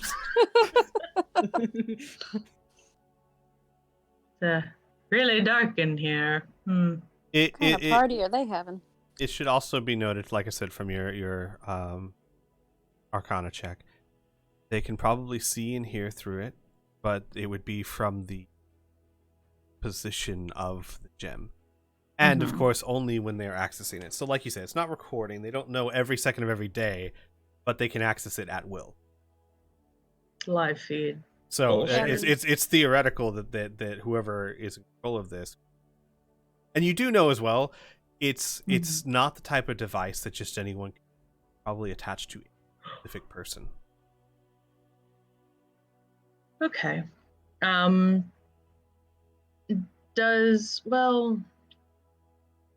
Does Amelia know if Camille is a high enough divination person or a high enough spellcaster that she would be able to do that kind of magic, or? You wouldn't know for sure, but when it comes to divination, I mean, the lady invades your dreams on a nightly basis. That's why I'm like, Certainly skilled in divination magic. High enough to cast or create this? Haven't seen enough of her to know that. Okay. Dream spell is powerful, but It's not this. Who can say exactly? Yeah, you don't know what her true strength is. Okay.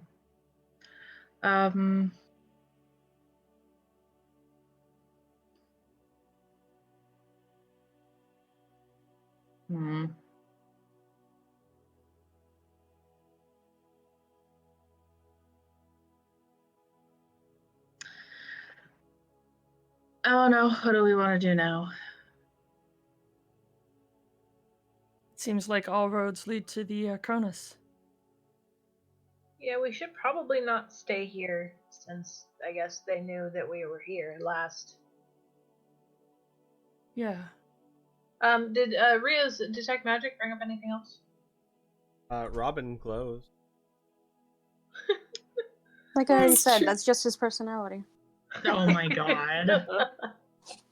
It's true. I don't think the rest of you have any magic items that you hide from the group, so no, nothing. Mm-mm. Oh, that's actually, well, because the necrotic energy is technically magical, so would she be able to see that stuff in Amelia? No, because it's not the undead energy that picking up. It's arcane magic that ties Robin to the body, which Annika has not done such a thing.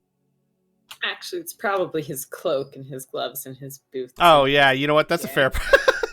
Well, it could be all of that too.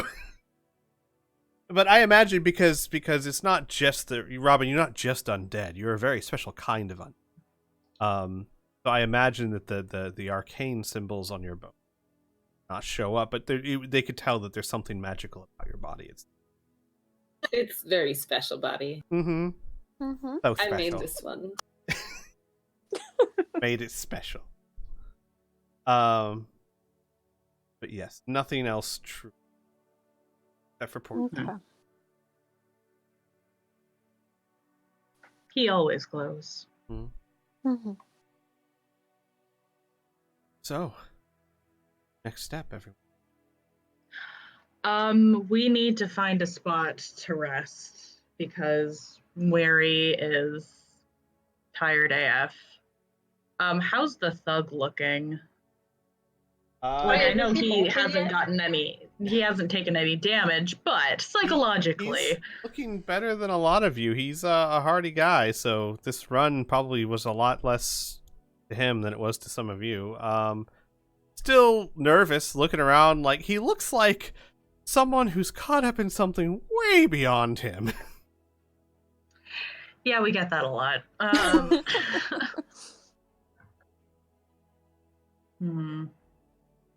fact, he would be like, so. Look, I did be telling you what you wanted to know, and I helped and all. I'm free to go.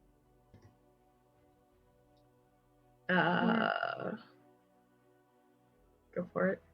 Where are you thinking about going? Off this place. I helped kill Jabbar. If the Emperor ever found that out, he'd never stop hunting me down. Plan to get out of here, out of this damn city, out of all of it. Well, maybe you want to stick Oh, sorry. Go ahead. around a bit longer.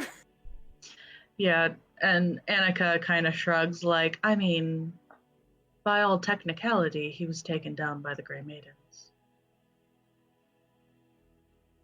And, aye, yeah, you'll forgive me if I don't want to put my faith in that.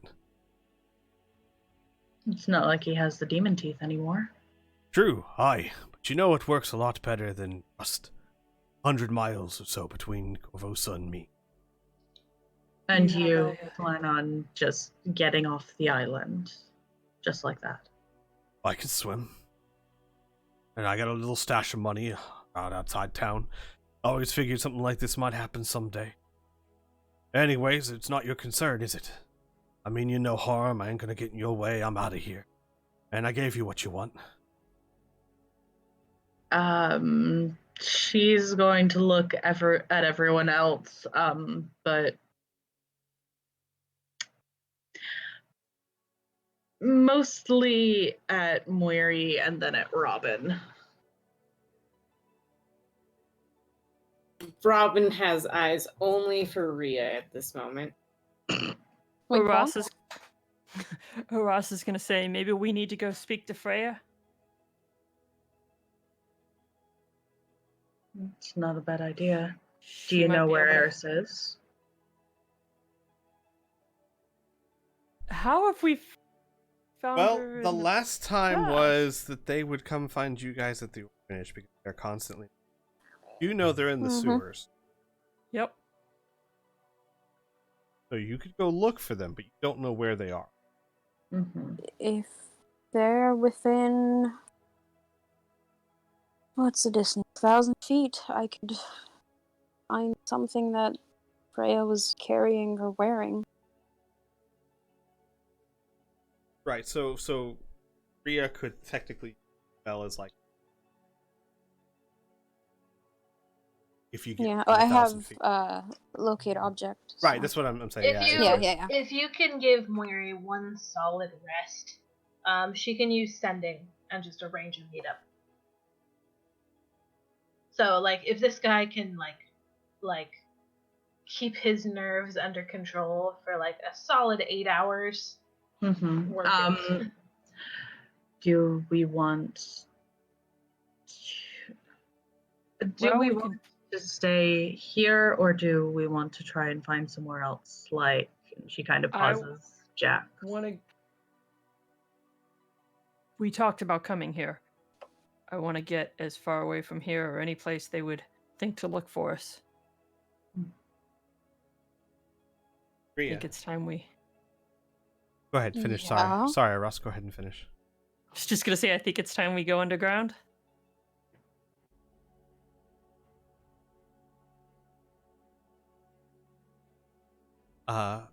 Rhea, in your mind, Oh, fuck. so you found it. Fine. I'm done playing. Are all dead. Shala. And then there's nothing. Like, it's deliberately, that was not 24 words. Deliberately. Mm-hmm. You can answer her. I am well aware. I'm trying to think of something that Rio would actually say because I am. Whew.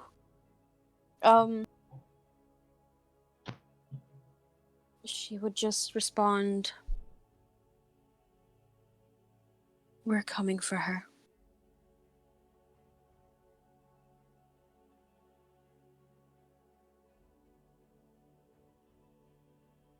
Another sending message. Or Camille. She Oh, sounds, by the way. that was a 2 spell slot kind of angry. Her voice is just like dripping in your mind. That'll save me the trouble. Little girl. She is not what you once thought she was.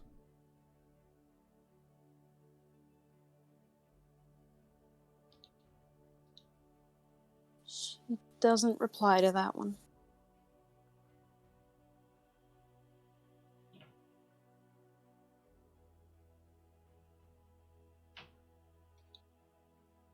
So The rest of you just kind of see Rhea staring off.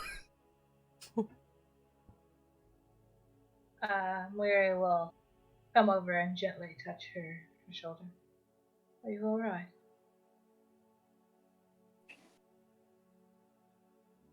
Camille spoke to me.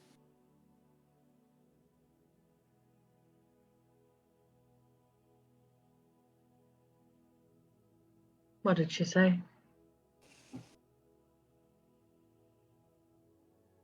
That she's done playing.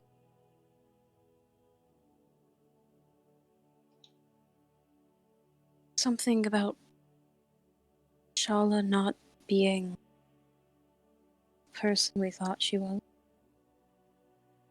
Not being. You feel Mary tense up beside you.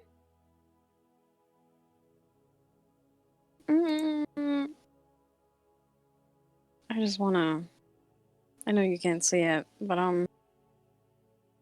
got a 21 on insight for that. Where is she? Didn't see that. Mm-hmm. Gotcha. Mary is absolutely rigid with worry. You can feel her vibrating with anxiety.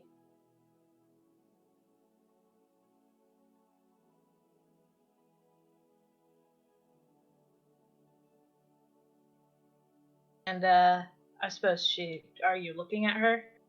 Yeah, as soon as she tenses up, she'd be having her eyes on her.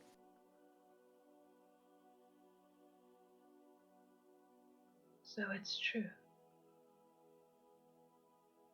What?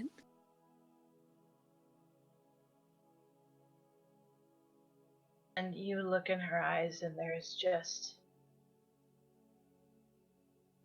It's just this wall of just pain and fear.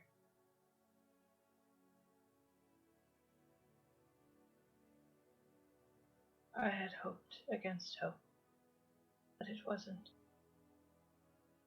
But I have been reminded that I am a fool. Rhea. Oh, Rhea.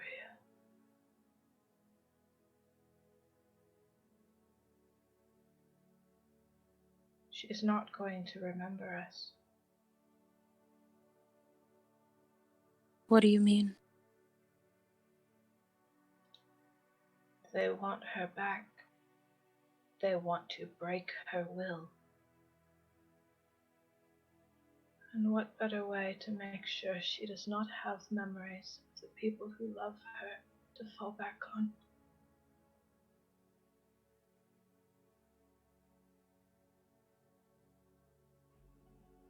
They are trying to erase who she is. How do you know that? Camille visits you just as she visits me. In dream. I am sure to taunt us of our failures.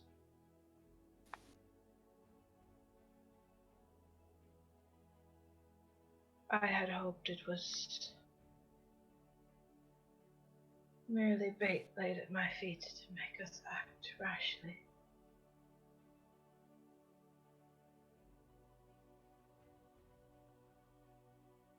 She told you this.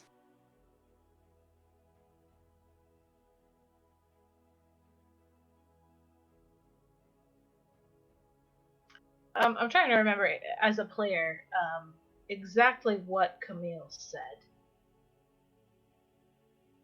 In your dream? It I mean- wasn't explicit. No, it was I kind of remember her vague. pretty much saying that they were going to do something so that she wouldn't remember us. They were going to make her.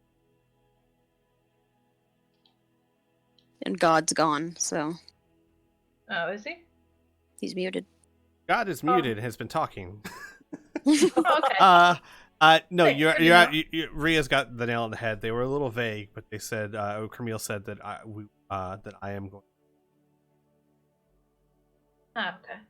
There'll be nothing for her family.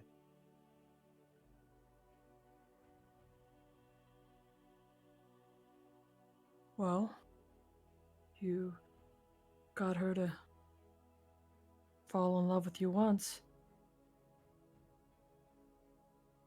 Ria's. I'm gonna let Amelia go, because Ria's about to pop. Okay. So could I roll an Arcana check to see like what the most likely type of spell it would be and if it would be reversible? Maybe.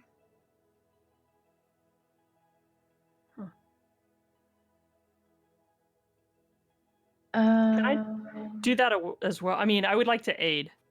I don't know if that can be. I don't think you can. Trying to think if you. I don't think knowledge checks are really something you aid each other on. Can I just roll separately? Exactly. Yeah. Yes, I was gonna say you That's roll fine. separately on it. Yeah. Oh, well, okay. never mind. Very nice. All right. I'll take it. Amelia, the only spell, Mhm. and Ross, go ahead and roll as well, because it's not like just because she knows you don't know. You know what I mean? Yeah. Yeah. Oh my gosh! Oh shit! Holy shit, you guys. Guys, We know we're exactly fucking geniuses. The only spells that you two can think of that exactly fit that are the spell Modify Memory. And you do know that Modify Memory, while quite permanent, can be reversed with greater risk. But you also know that Modify Memory is... Amelia, you would know this as well from your background a bit. Modify Memory is great in a pinch, and it's good if you need speed and fast and just want to forget something. But Modify Memory works for a memory. Shala has tons. I mean, almost a month of memories of Yeah, already. that's an entire month of memories that she would either have to alter or completely remove. A far more effective tactic. Gadrian himself was fond of employing back when you is much more good old-fashioned brainwash. Oh boy. Torture, sleep deprivation, all of those tactics that are used to slowly alter or change mind. And of course, magic is used to encourage that, but it's less a specific spell and more spells used to encourage these things. So if they are, with those checks, well done, you two. If they are trying to really erase you from her life, it's probably much more a slow process of things opposed to just one spell. It's far more effective in the long run and far harder to undo. Greater Restoration, like Modify Memory, has limited effect. Well, here's a question. How many days has it been since Shala It's been at was least a week. Been, I think, just on. taken? Mm. Okay. No, sorry, 3-day journey, so it's more like 9 days. Yeah. Ooh. Okay. So, okay. Well done on those rolls. I was gonna be like, I was Modify Memory.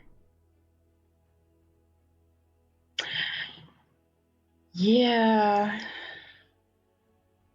Amelia's probably seen a lot of that, like, a little too close. You do know again, great rolls, and plus your background, Amelia, or your issue, Amelia, than Ross, because Ross, you didn't deal with torture a lot when you were a kid. The effectiveness of this depends greatly on the strength of the individual and the strength of the memories they are trying to suppress. There are some people who it is impossible to completely erase, or that have lapses, or the moments of almost like amnesia in a sense. Moments can Slip back or bring them back. Right? It's nothing. There's no such thing as a surefire way, especially with someone with a strong person. With a strong personality and also a super strong fucking bond. Mm-hmm. It's just a difference of, but again, you've seen, yes, but you have someone like Rolth doing it, who's strong-willed, powerful, and dedicated. It's just a battle of, can't say, you don't know. But suffice to say, the longer it goes, the worse the outcome tends.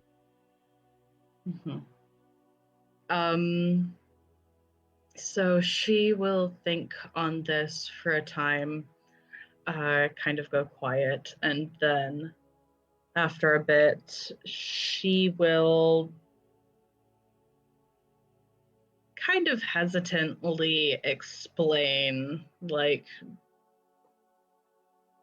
the likelihood of it being actual, like, brainwashing, considering how strong-willed she is and how strong the memories are, blah, blah, blah. Oh, I thought too, Amelia. I'm sorry. Also, think back to Philistina, to the Red Mantis assassins. The level of brainwashing they. Yep. She will not add that because I'm pretty sure she can already see that Ria's, like, about to have a meltdown.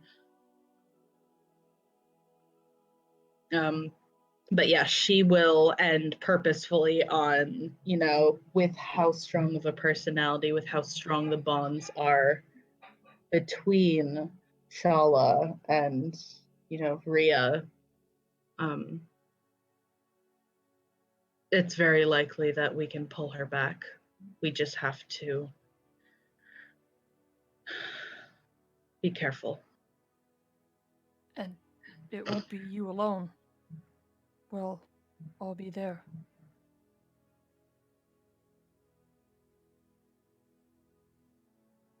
Oh, he is still just staring at Weary and just softly says, "You should have told us," before walking off to bury herself a bit into Portly.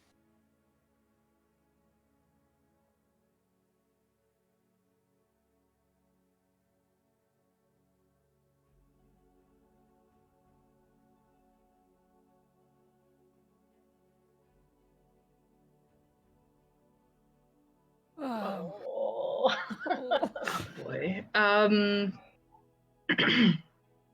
Amelia's quiet for a little bit, and then to everyone else, kind of mutters, "We have to get going."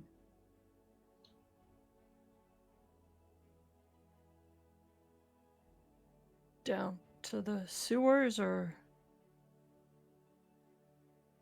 If you have any idea where they might be, then certainly, but I I've just never been down figure there. it's also an enclosed area. It's as good a space as anywhere else to try and rest. She kind of, like, makes a face like, yeah, the sewers.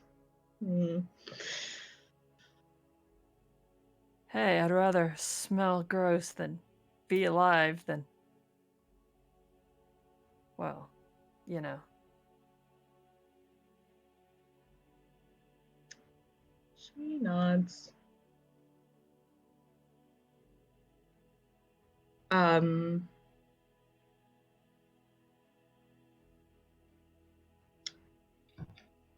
So yeah, who's gonna get Rhea? I'll go. No. Rhea and That was out Robin. of character. I was gonna say Rhea and Robin, because Robin's 3 behind at all the times. All time. Weary will go get Rhea. Okay. And we'll gently touch her on the elbow.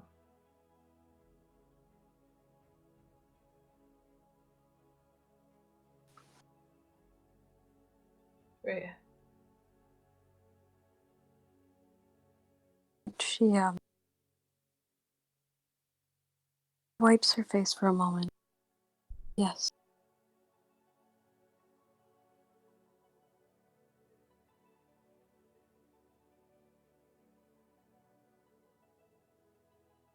I'm sorry.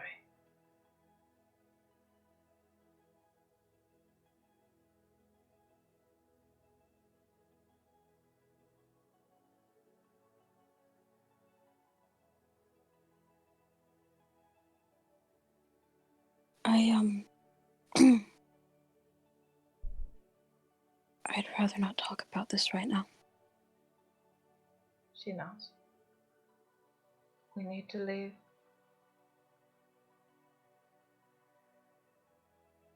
She will nod and climb onto Portly.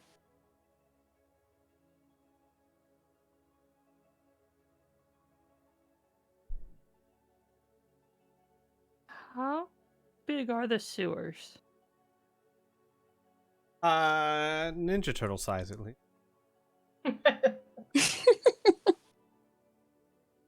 I'm just wondering if, like, Portly will fit. Yeah, Portly will fit. There'll be some tight tunnels, and Portly's gonna scrape up against a lot of walls, but he'll fit. Okay. How are we gonna squeeze him down there? That's Imagine- a harder subject.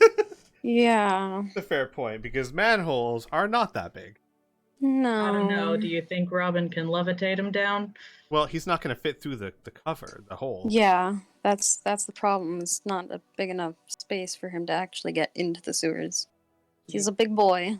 You might have to unsummon him. I know. I'm sorry. First my girlfriend, now my Portly.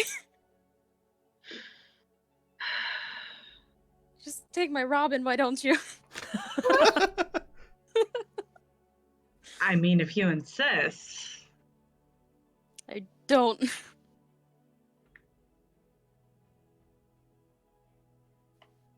Oh my god. Yeah. I guess that I sounds bad. could. We can wait until we get to the actual cover. You all make your...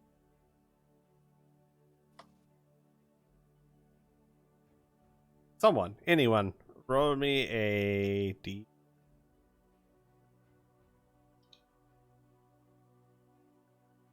Who wants to do it? Can't be me. Fuck it, I'll do it. Okay. You can do it on my behalf, so you can all blame me. It's okay. Ooh. This is fine. Like everyone to roll me perception checks, please.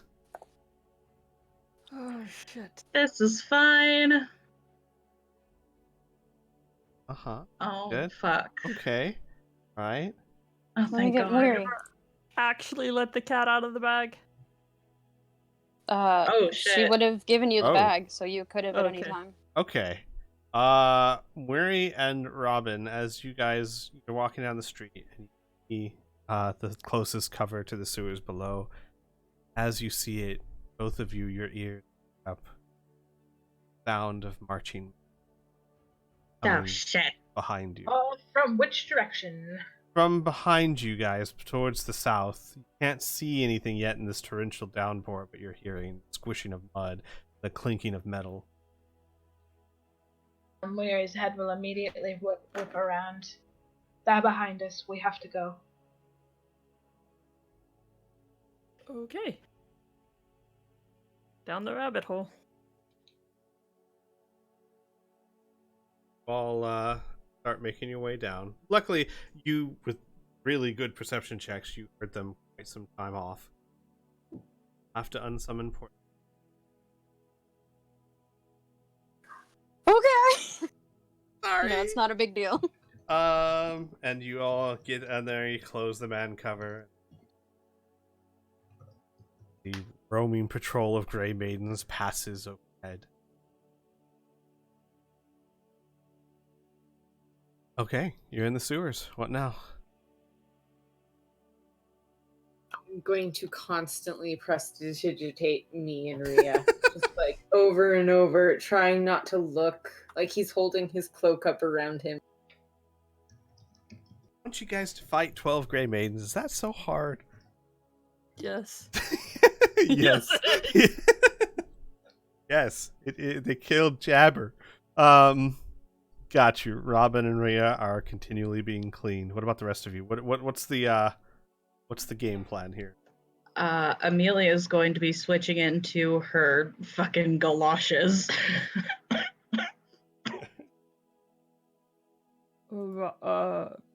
Ross is gonna tell Kitty to sniff out the were-rats. And try to let her keen sense of smell help guide us in which direction. I would.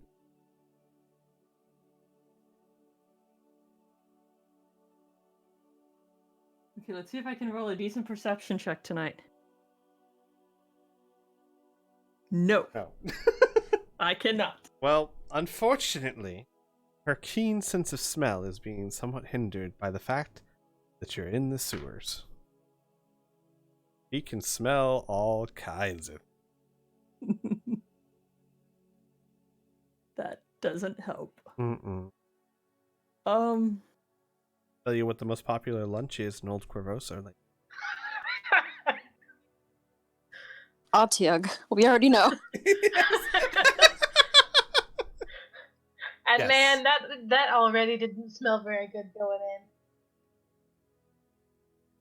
in. What next? Who else? so if nobody has a Well, plan, slut. my idea was to try and walk down a bit so we find like a dead end type area that we can just Yeah, Sweet. some sort of shelter where we can sleep for a little bit. so we would keep trudging until we found that. Yeah, it wouldn't.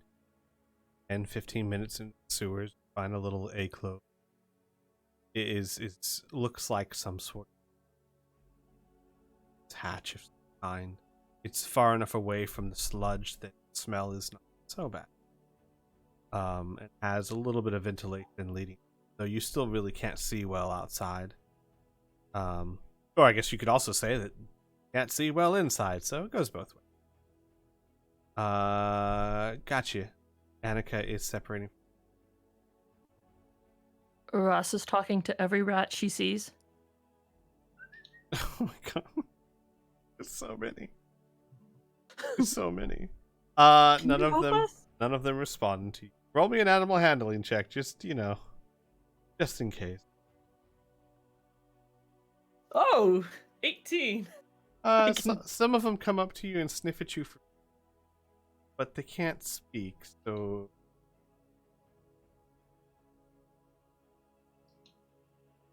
but nothing tries to bite you, and if them don't skitter away, they come up to you and start sniffing.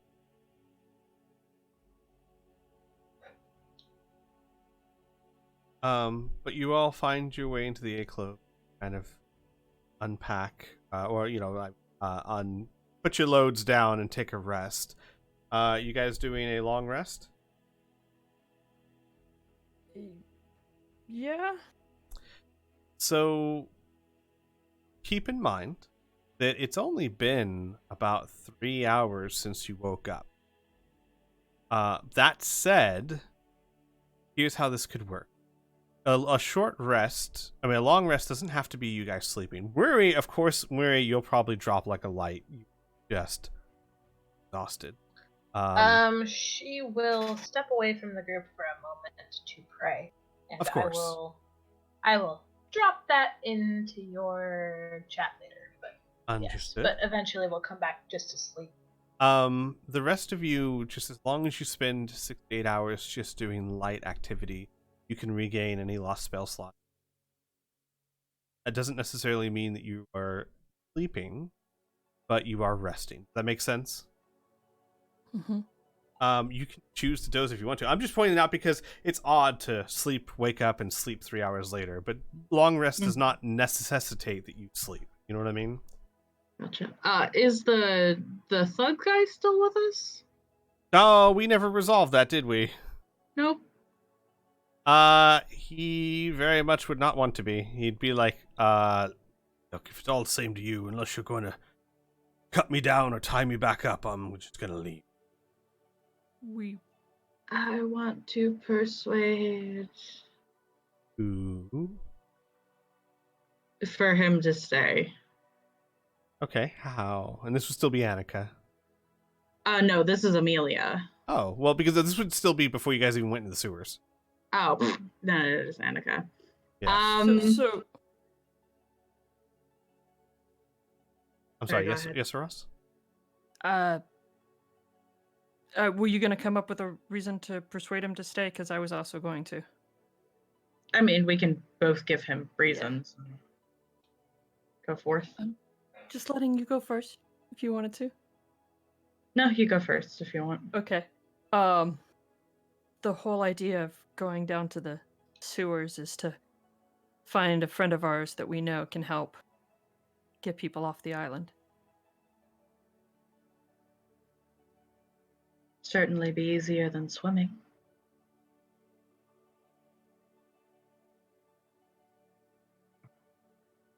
Yay! Persuasion, not performance. Oh, mine's a +6. But I think Oh I shit, did you not roll have then. that. Oh, okay. Mine's only a +3. Oh, Oh, buddy. 13. Oh, yeah, that's great. Look, if it's all the same to you, I can take care of myself. I'll be going now. Just Yeah, try not to get stabbed. Aye, that do be the plan. And he just, without ceremony, without a goodbye, without anything, just stomps off out of the palace. Because he wants to be away from all of you. Remember, he's not your friend. You scared the hell out of him. Mm-hmm. Yep. But we're trying to help you, dude. No, I mean, I know that. I know. Annika didn't really help. She wasn't in the mood to play nice. So, heading back to the sewers. Oh no, Maria. Oh. You guys all kind of settle down to take a long rest. Murray, you go off to pray to Sarah and Ray. The rest of you, briefly, you are very tired still with all the running, so I'll leave it up to you guys. You can take a nap, you can sleep for the whole 8 hours, you can do something and then take like a short rest. You know what I mean? Mm-hmm. It's up to all of you.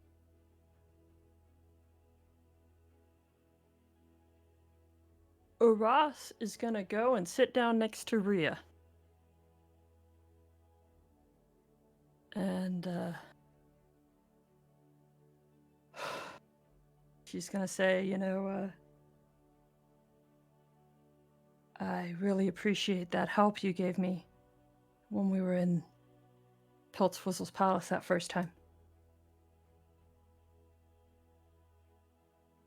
You helped me not have to kill those guys. Knocking them out, and I just wanted to know I really appreciate it. She's trying to, talk about anything else, try to distract her. She will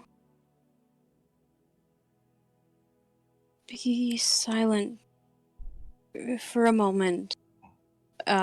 She is summon this image of Shala. Before she takes a deep breath and turns towards you. I can't keep killing Ross. I know. It looks like this is... I don't even want to pretend to say that I pretend to understand what's going on, but one thing I do know is we need to not lose ourselves. We need to stand by those core values so we don't lose sight of who we are and the things important. You know, that's actually part of the reason why I built Kitty. She's a physical reminder, an anchor, if you will, to everything important for me. And if she's looking at the ring, Aras is gonna pull out her circus tent canvas. And she's gonna say, you know, when I get to missing the Shawanti, I just kind of look at this picture, and it reminds me of Satomi.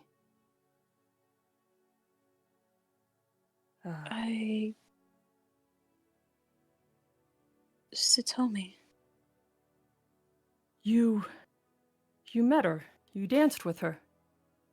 The Shawanti princess, I guess. Oh.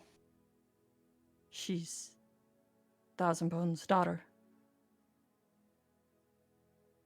The future leader of the Shawanti. And if I ever make it back and become a full member of the tribe, well, the plan was that we would get married, but the Shawanti have a belief about reincarnation where you have a choice when you first come back to the tribe in your new body. And you can choose to continue the life that you were leading before, or you can choose to embrace this new life that come with this new body. Think that the only way I'm gonna make it and get back through is embracing this new life. Which means, well,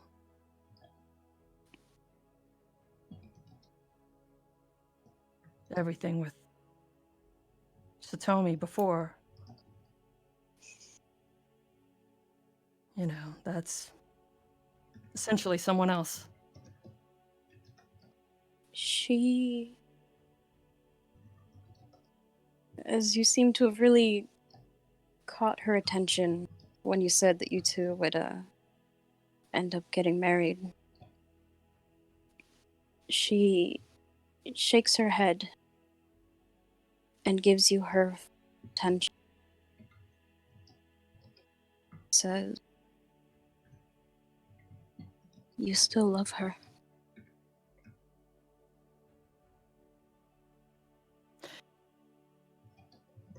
Every day. You know, I thought that I could get past her. When I first came back to the city, I would try to flirt with everybody I met that was a decent person. You know, maybe if I could feel something for somebody else, then I could let her go. She's better off. Ross, does she love you?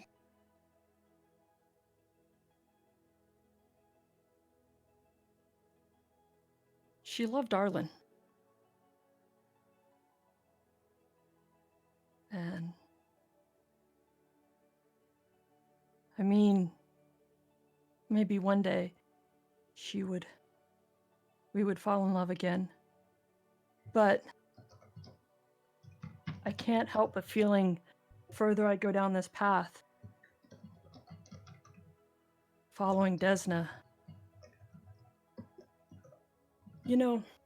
Thousand Bones used to warn me of dreaming too small. And I thought he used to just say that because he didn't want me to settle down with his daughter. But now I see that I think he was talking more about wanting more for myself and having my own path in life. And more than just being somebody's consort. And I think that following Desna, I'm not sure how much I'll stay in one place, or at least with one group.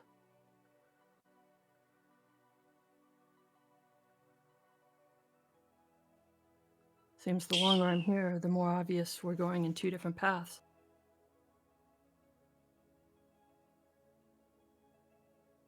She will shake her head and say, "You're well entitled to following your own path and finding where you're supposed to be, but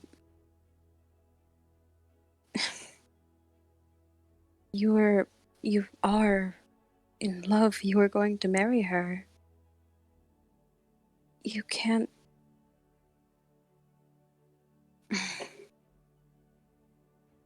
I know you all don't generally appreciate when I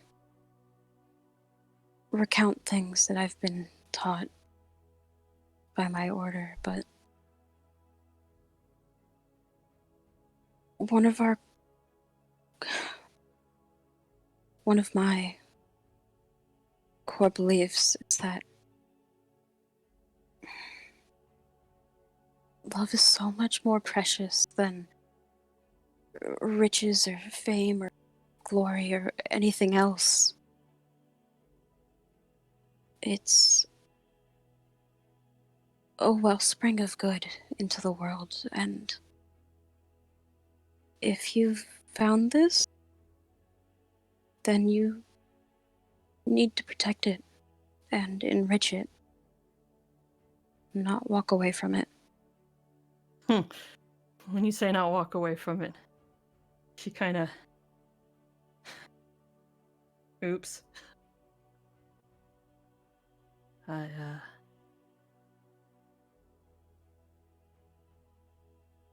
did that already. Before I came back to the city, we were supposed to meet in the clearing, and she never showed up. That's when I found out Gadrian's men had come looking for me, and they found her instead.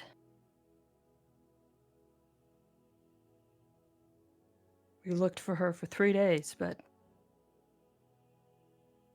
somehow she managed to escape and make her way back.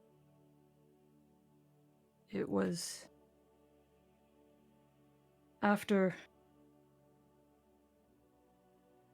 she was there, and the healers had tended to her,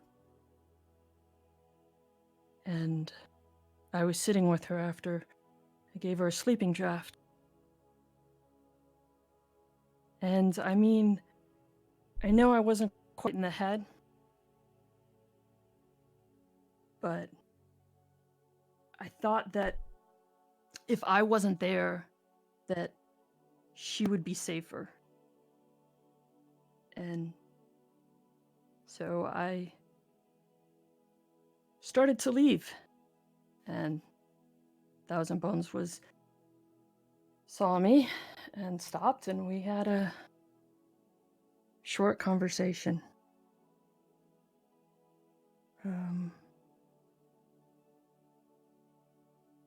And, well, the long and short of it is, I guess I kind of already left.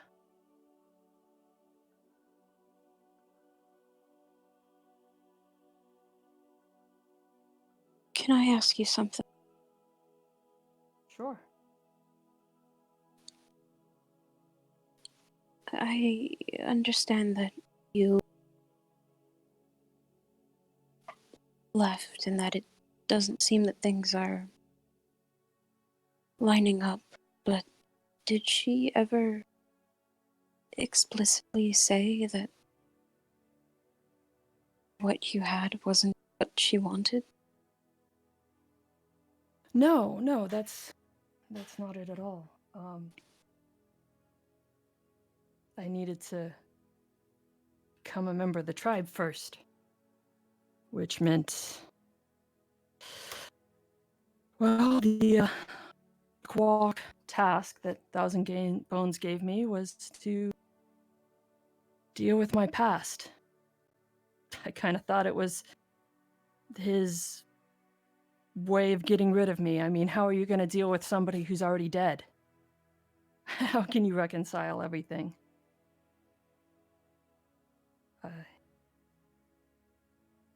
I couldn't seem to get over my brother's death, and I kept doing stupid things. Getting myself hurt or the people around me hurt. And until I dealt with this, I knew that I wasn't going to be... I couldn't face myself. How could it be good enough for somebody else?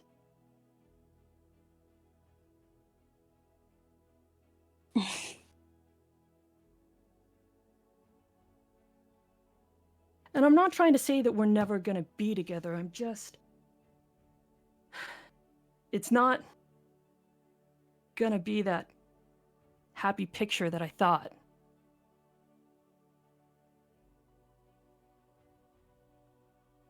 But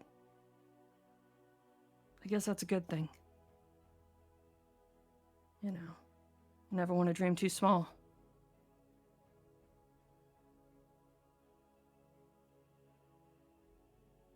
One day you might wake up and find you got everything you want, and then what?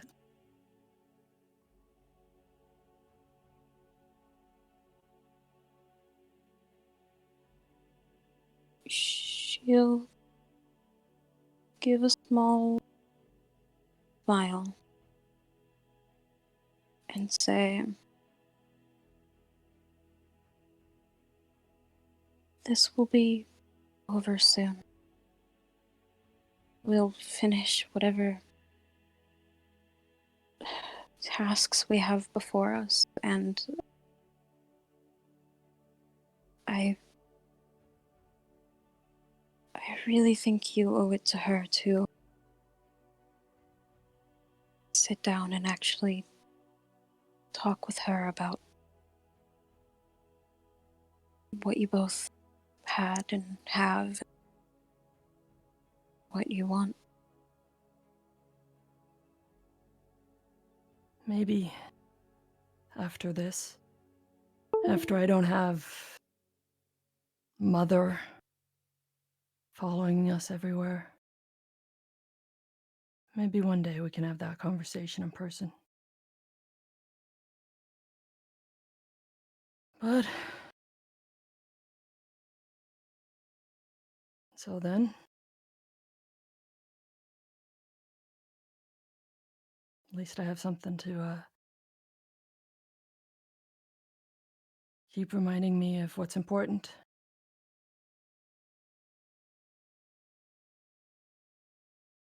And when that day comes, and she'll give a small wink, you do have a paladin of love at your side.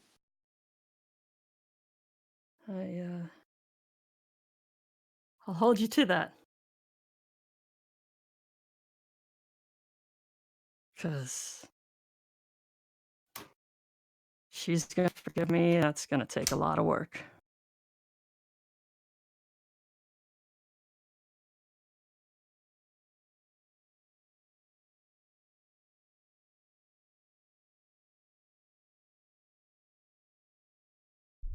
She'll nod and just say, just let me know when. She'll go over at the ring.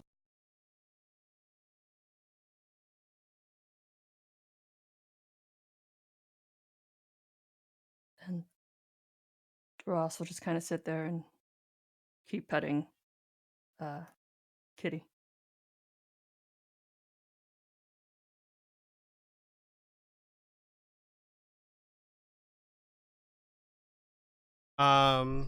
Mary, I got your yeah, your prayer.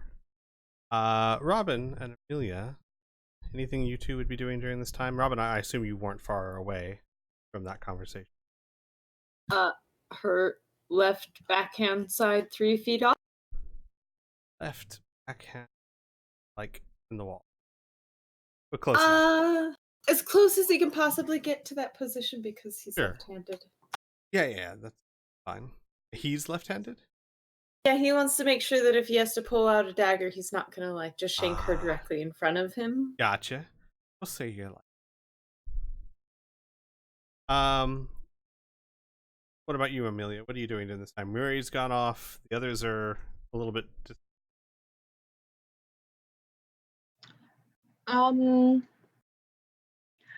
Amelia has kind of removed herself a little bit. Annika is further down the tunnels, keeping an eye out. But Amelia specifically is just kind of leaning against one of the walls, using her heavy cloak to kind of cushion her. Just kind of deep in thought.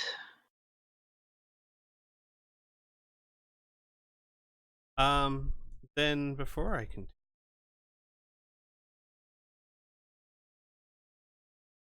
Yeah, I mean, actually, Murray, I would enjoy it if you did.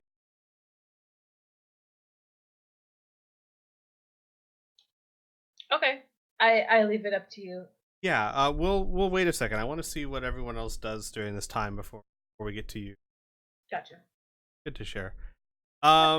So during the 8 hours, things one, do any of you? Not like it's not like you guys couldn't use a cat nap or something. I gotta say I leave that up to you. But you don't have to sleep. It's not like you'll be exhausted if you. And if you don't sleep, what? Real quick, just like summary. What do you guys do during the next?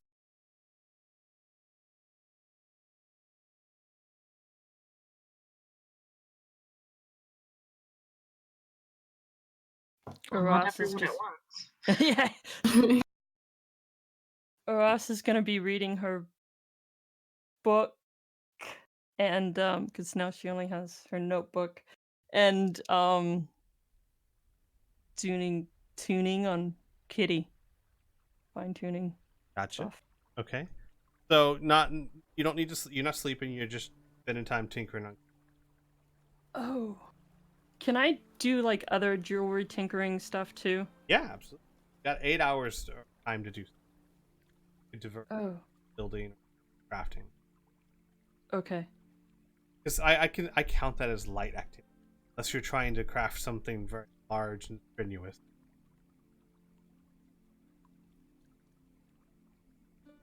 Okay. Got the Amelia, Robin, Reed.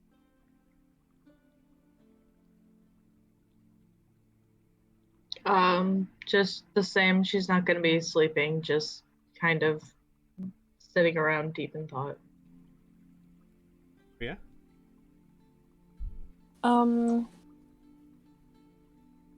If we can do Robin first real quick, I have to see if I have a thing. Okay. Because it could be very important to what I'm about to do. Robin.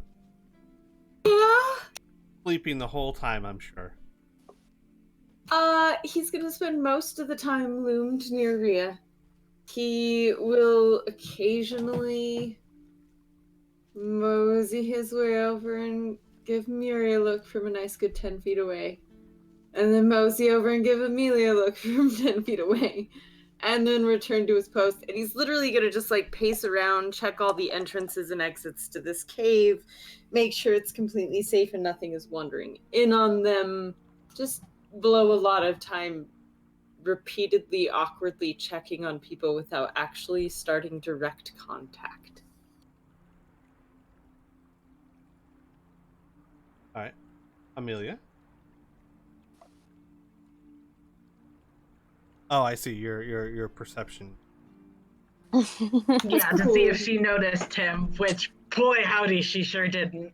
He thinks she's still mad. He's like, I ain't talking to that yet. That's nope. All right. Rhea.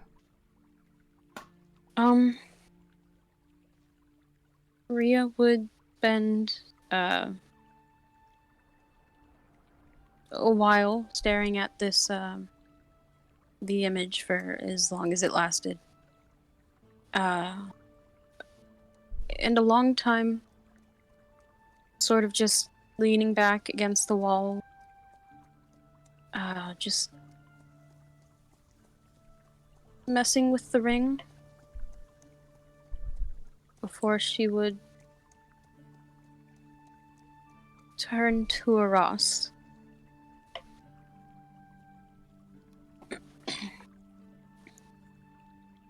And say, Ross, would you be able to make another one? The ring? I mean, I can make the ring. I would need Baboon's help to enchant it, but How is it enchanted? this one particularly, it was minor image, but I mean, what did you have in mind?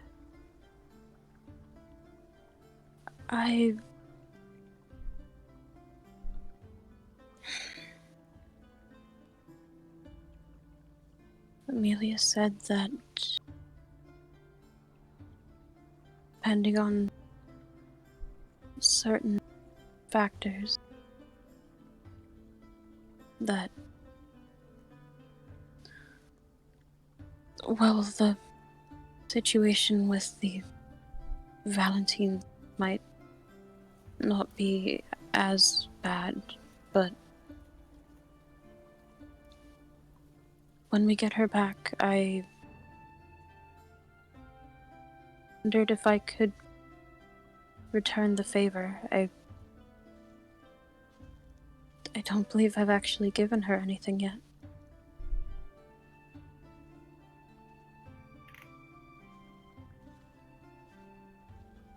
Oh.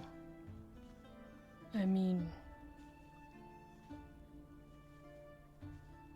maybe we could enchant it to have replay certain events, memories of you, us. Kind of help her remember. And she would nod and look at the ring another moment before saying, wait, I want to try something. And she will pull out her pan flute and play a little tune, and we'll cast Minor Illusion and have a little image of Portly in front of them. Okay. I mean, so Mm-hmm.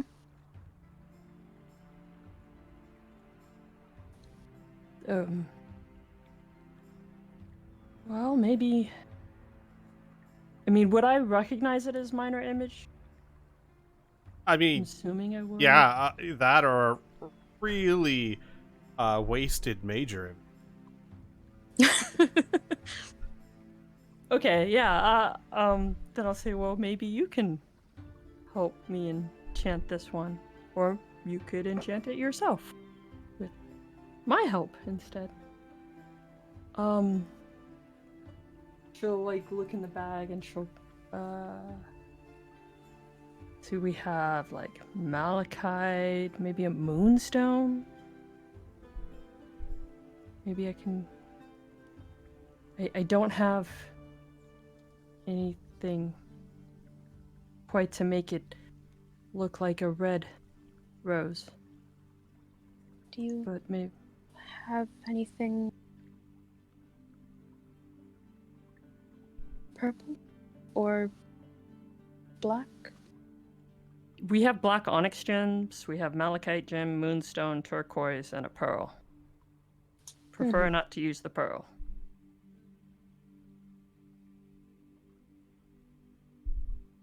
We have a whole bunch of black onyx gems. Well, that would be Ria's preferred, I think. Okay.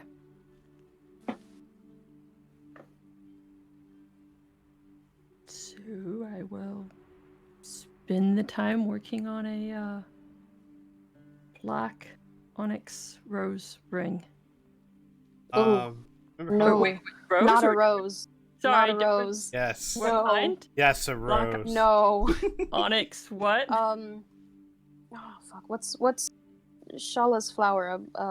Got a Morning black glory? Is that what it rose. was? Yeah, it was a morning glory. I just realized it's a black ring, and you're making a rose the black ring. Yeah. No. Yeah, no. No. Yeah, a morning glory, hers, which is So- a very, Oh. very pretty flower. Yes. I would also make it like the vines wrap around the ring. Like the ring band itself would actually be vines to go in with the morning glory theme. Oh.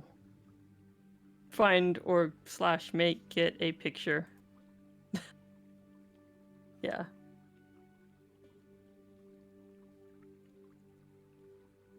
How long did the other ring take you? I forget off the top of my head. I can look it up, but I think it was 16 hours. it wasn't too incredibly long.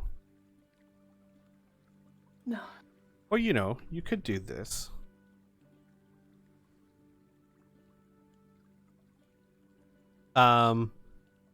We'll go for now. I mean, it's not enough to get it done tonight. Certainly. Yeah. Or this afternoon, actually. But gotcha. That's what you spend your time doing. What about you, Ria? What do you spend your 6 to 8 hours doing?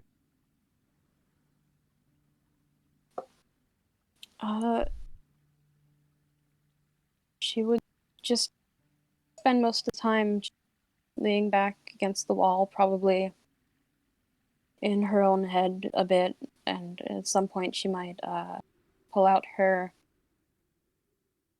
prayer book that she has. She hasn't had that out in quite a while.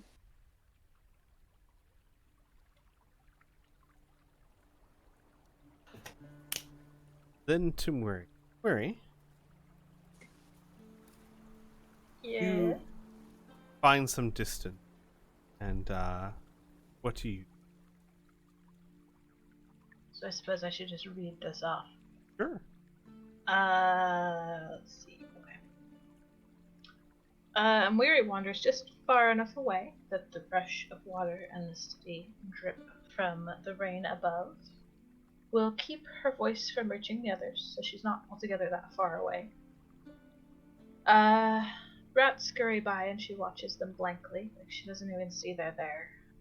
Hesitantly, she will take out her holy symbol, a totem that was carved for her by someone very special. She will pull a piece of thread from her poncho. She will take the feather she took from Malo's growth chart and she will tie all three together. And then she will pray. And she'll start with kind of like a classic ceremony prayer. By the grace of the sun. And then she'll stop. Like she can't quite get it out. And there will be a long moment of silence. Am I the champion you've hoped for? At every turn I feel the pain I do to others weigh upon my heart. I have pledged my life to healing, and yet I find myself causing wounds of worst kind. I cannot even keep my children from harm. There's another stretch of silence. Was I the right choice?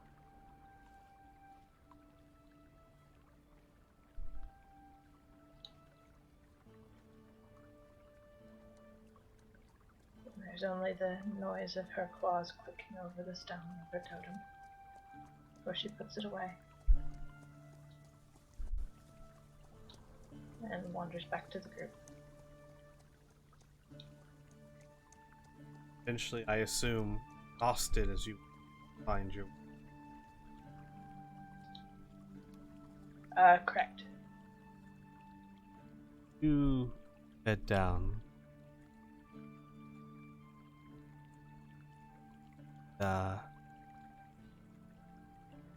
Sleep. You find yourself in what looks like a beautiful garden filled with colorful flowers, every kind. A little clear in the center, encased in a white marble fountain, has water spraying up through the middle. Sitting on the fountain, playfully splashing the water, is a small gnome woman, white hair. She looks up at you, smiles. Oh, hello there. I didn't see you.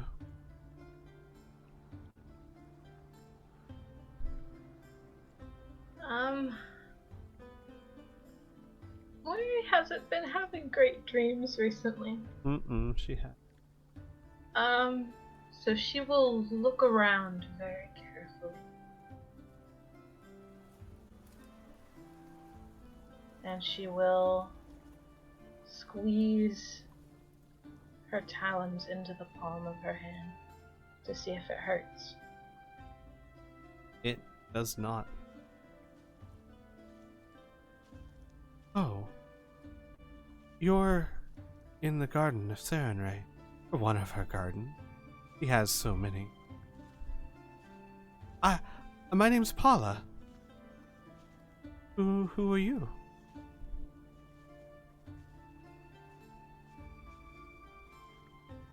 And she'll turn to the gnome woman. I'm sure she hasn't really been looking at her. And then her eyes soften, and she will kneel down and extend a hand. Forgive me, I'm not quite myself. My name is Mary, and it is a pleasure to meet you. You look very weary. Please, come. Sit.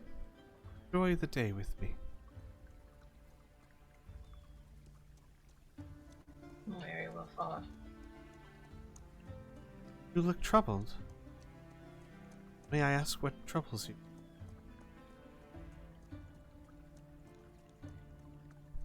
Oh, now that is a very, very long story. Hmm. Well, she looks up. The sun never sets here. And I do believe you're a dream. Or you're dead, but I imagine that's not the case. So I believe we have all the time that you want to take.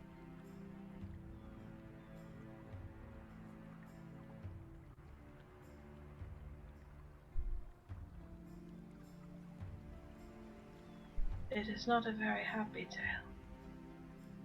Would you like to hear it anyways? She looks at you, her eyes growing soft. You're here, I'm here, and I'm willing to bet I should.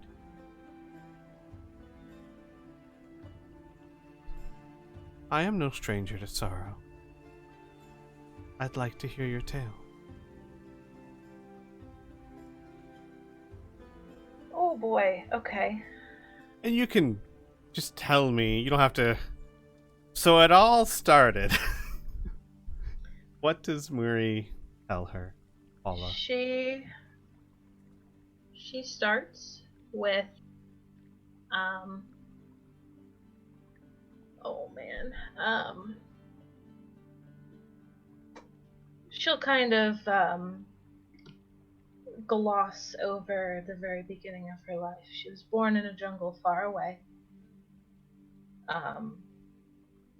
And she grew up among the trees.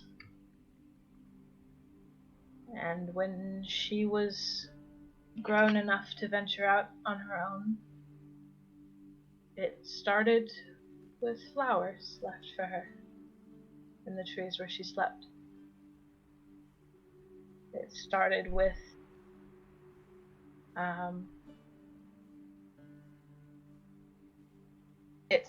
with someone who was willing to be patient with her. And it started with the two of them being very, very much in love. It's that chapter of her life, as many do, ended with fire and a lot of death. But she and the person she loved were able to leave with their son. And the person she loved was very, very kind and understanding, and understood that maybe the jungle was not where they were meant to stay. They understood that Moiri was being called somewhere else. And together, they and their son left the jungle behind, and it would be the last time that either of them to date would see it.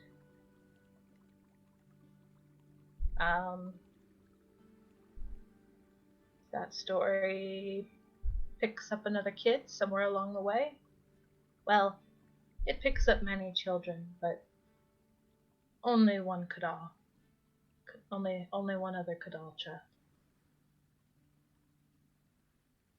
And once again ends in fire, and that Kadal child was lost.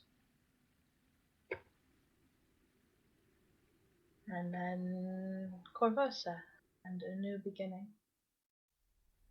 And then fire. And Weary lost the person that she had.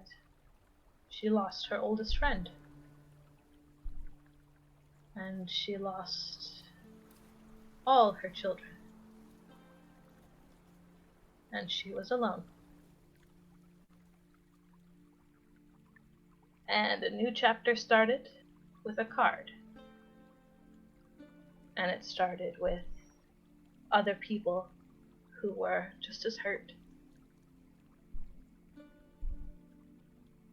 who all brought each other together and faced opposition that they could never have imagined.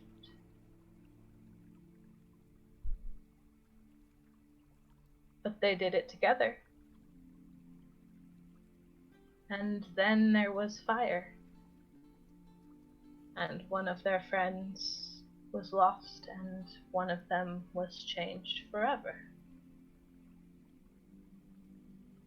And the story from there is most of the campaign.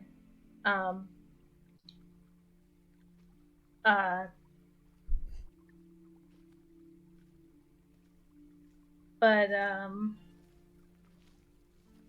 towards the end, she'll get kind of quiet.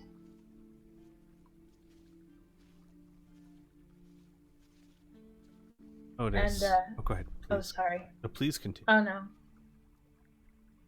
And she'll sort of trail off as she gets closer and closer to current events. You notice You that know, even though it should take hours to tell this tale, the sun doesn't.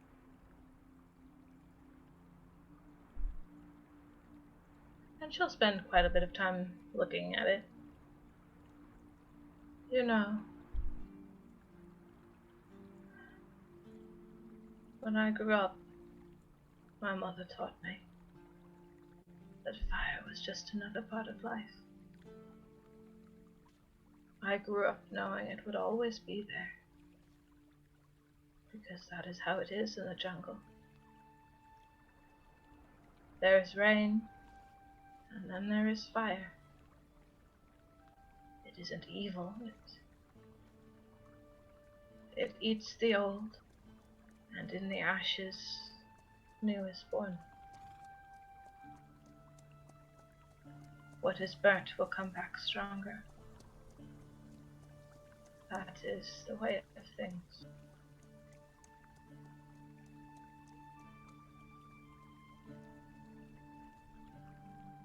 The entire time. Oh, Go ahead. I'm sorry, it wasn't done. That's fine. Sorry, she'll be quiet for a little bit, and she'll look down at this gnome woman. And her eyes are so deeply soft and sad. And you know, for however many times I've burnt, I feel no stronger. And I don't think I ever will.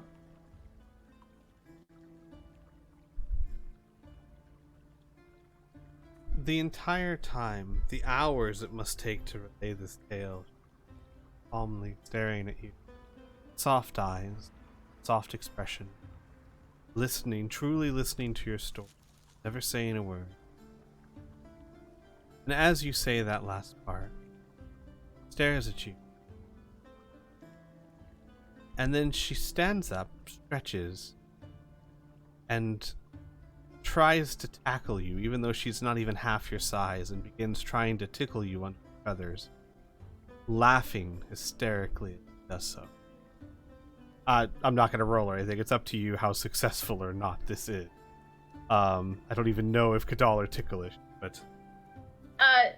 No, but she's been kind of wrapped up in her own head, so, like, this would absolutely catch her off guard, and even though the gnome is much smaller than she is, would probably successfully knock her over.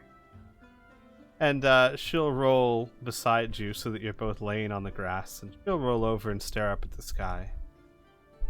And then, not even looking at you, begins to tell a tale of her own.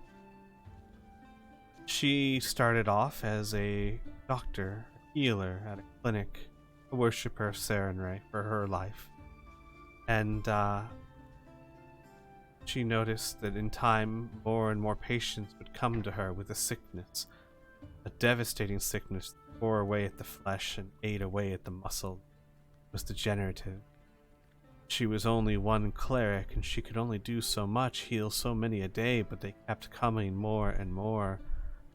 And eventually, she started losing friends, family, husband, children. She lost them because she always thought to herself that she was just a cleric, that this was all that she could do. She began to lose hope. And then one day, she had a dream. Sarenrae spoke to her, asked her to be her champion, find the root of this sickness and cast it out, burn it with righteous fire. For 15 years, this little gnome, Paula, quested to find the source of the sickness that took her family and so many others. She suffered horribly at times.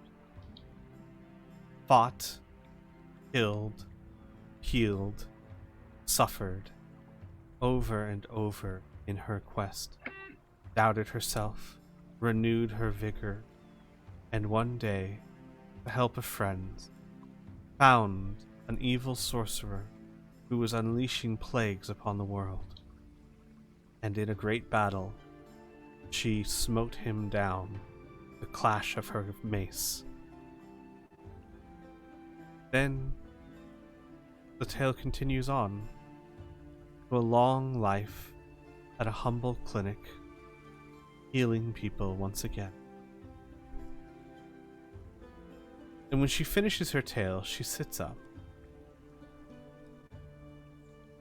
You were given that dream as I was, were you not?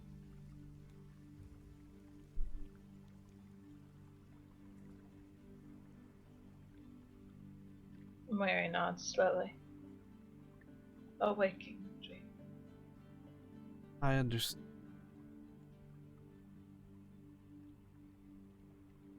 You want to do so much good in the world, but sometimes you're as rotten as you're for terrible. I think it makes you unclean. I was like the evil, the darkness in the world cannot always be treated with compassion, kindness. But I don't think Sarenrae wants us. Well, mental. You know what I realized in over 5 centuries of life? Good. They're just words. There is no such thing, Murray. Just decisions. One decision after another, after another, after another. Decisions and consequences. All you can do is try to help the most people. Good, is that evil? I don't know. I don't think those words have much. All you can do, all Sarenrae asks of you, be who you are. If you kill a man, why? Did you kill him out of anger, jealousy, or spite? Or did you kill him to save another because you saw no other way? You kill him because he is an evil so vile, a darkness so sickening. You have to cut sickened flesh from the wound before it can heal. That make you evil? And she laughs. Do those words mean anything at all? Tell me, Miriam. Have you ever once struck down a foe or caused the pain of another through anger, malice, or jealousy, selfishness? And I don't mean righteous anger. I mean petty.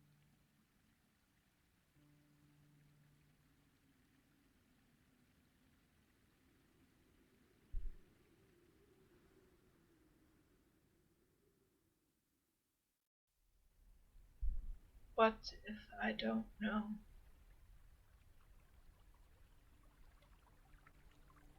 She shrugs. Why don't you not know yourself? What anger is selfish anger? Anger. What decisions are decisions that should be killed for? If there is no good and there is no evil, and there are only decisions, who am I to condemn the decisions of others? Everyone makes their own choices. And others may have made choices simply to preserve themselves that put them in my path. But someone has to make. Better to be someone who cares. Someone who's trying to do good, trying to do. If everyone makes their own decisions, some people choose to harm others, you have every right to choose to stop them. Not just every right, but the will of Sarenrae behind you. Have you ever once lost your spells, faltered your power? Remember, every spell you cast, every wound, every monster you slay with magic is done only by her will. Were she ever displeased with you, you would stretch out your hand and find nothing. We clerics are so vast. Sorcerers, wizards, bards. Their magic, they don't understand. They think they do, but they don't know where it comes from, and they can wield it with no remorse, no morality, no sense of justice. Comes to their call, whether they deserve it or not. You and I. Every time she reaches out her hand, every time we reach out our hand and touch the world with Sarenrae's power, we understand.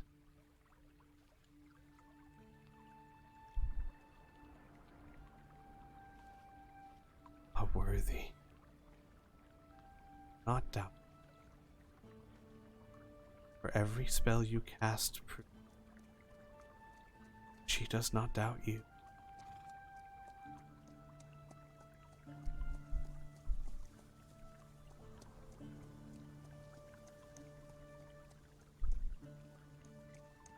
And if I doubt myself? She flops back down on the grass and looks up at the sky. Well then, good thing I have a benevolent God that believes. After all, are you really going to say that your judgment is better than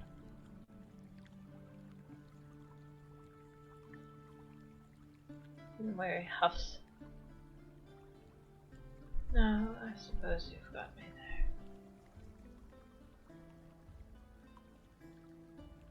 the world is full of nasty. Sometime, even champions of Sarenrae have to. Painful things. But as long as your power does you are worthy, Saren.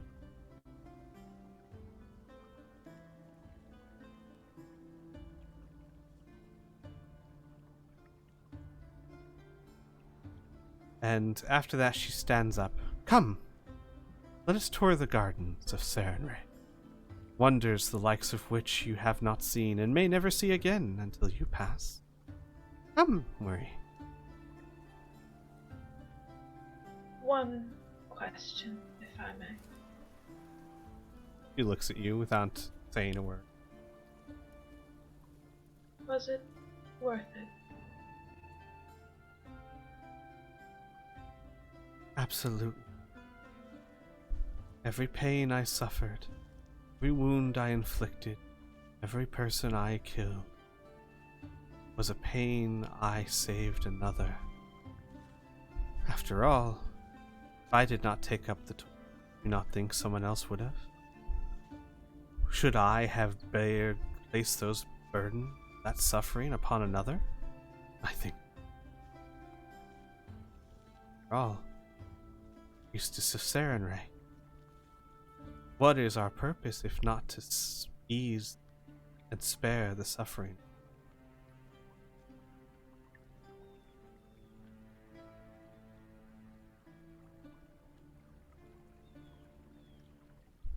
And then she skips down the garden. Gotcha. Mary will nod slowly and trail after her. And it's been hours wandering through a garden likes of never seen before. And when you wake in the morning, are settled over with a sense of calmness. And for the next 24 hours, Mary, have advantage on any fear checks. Oh, yay.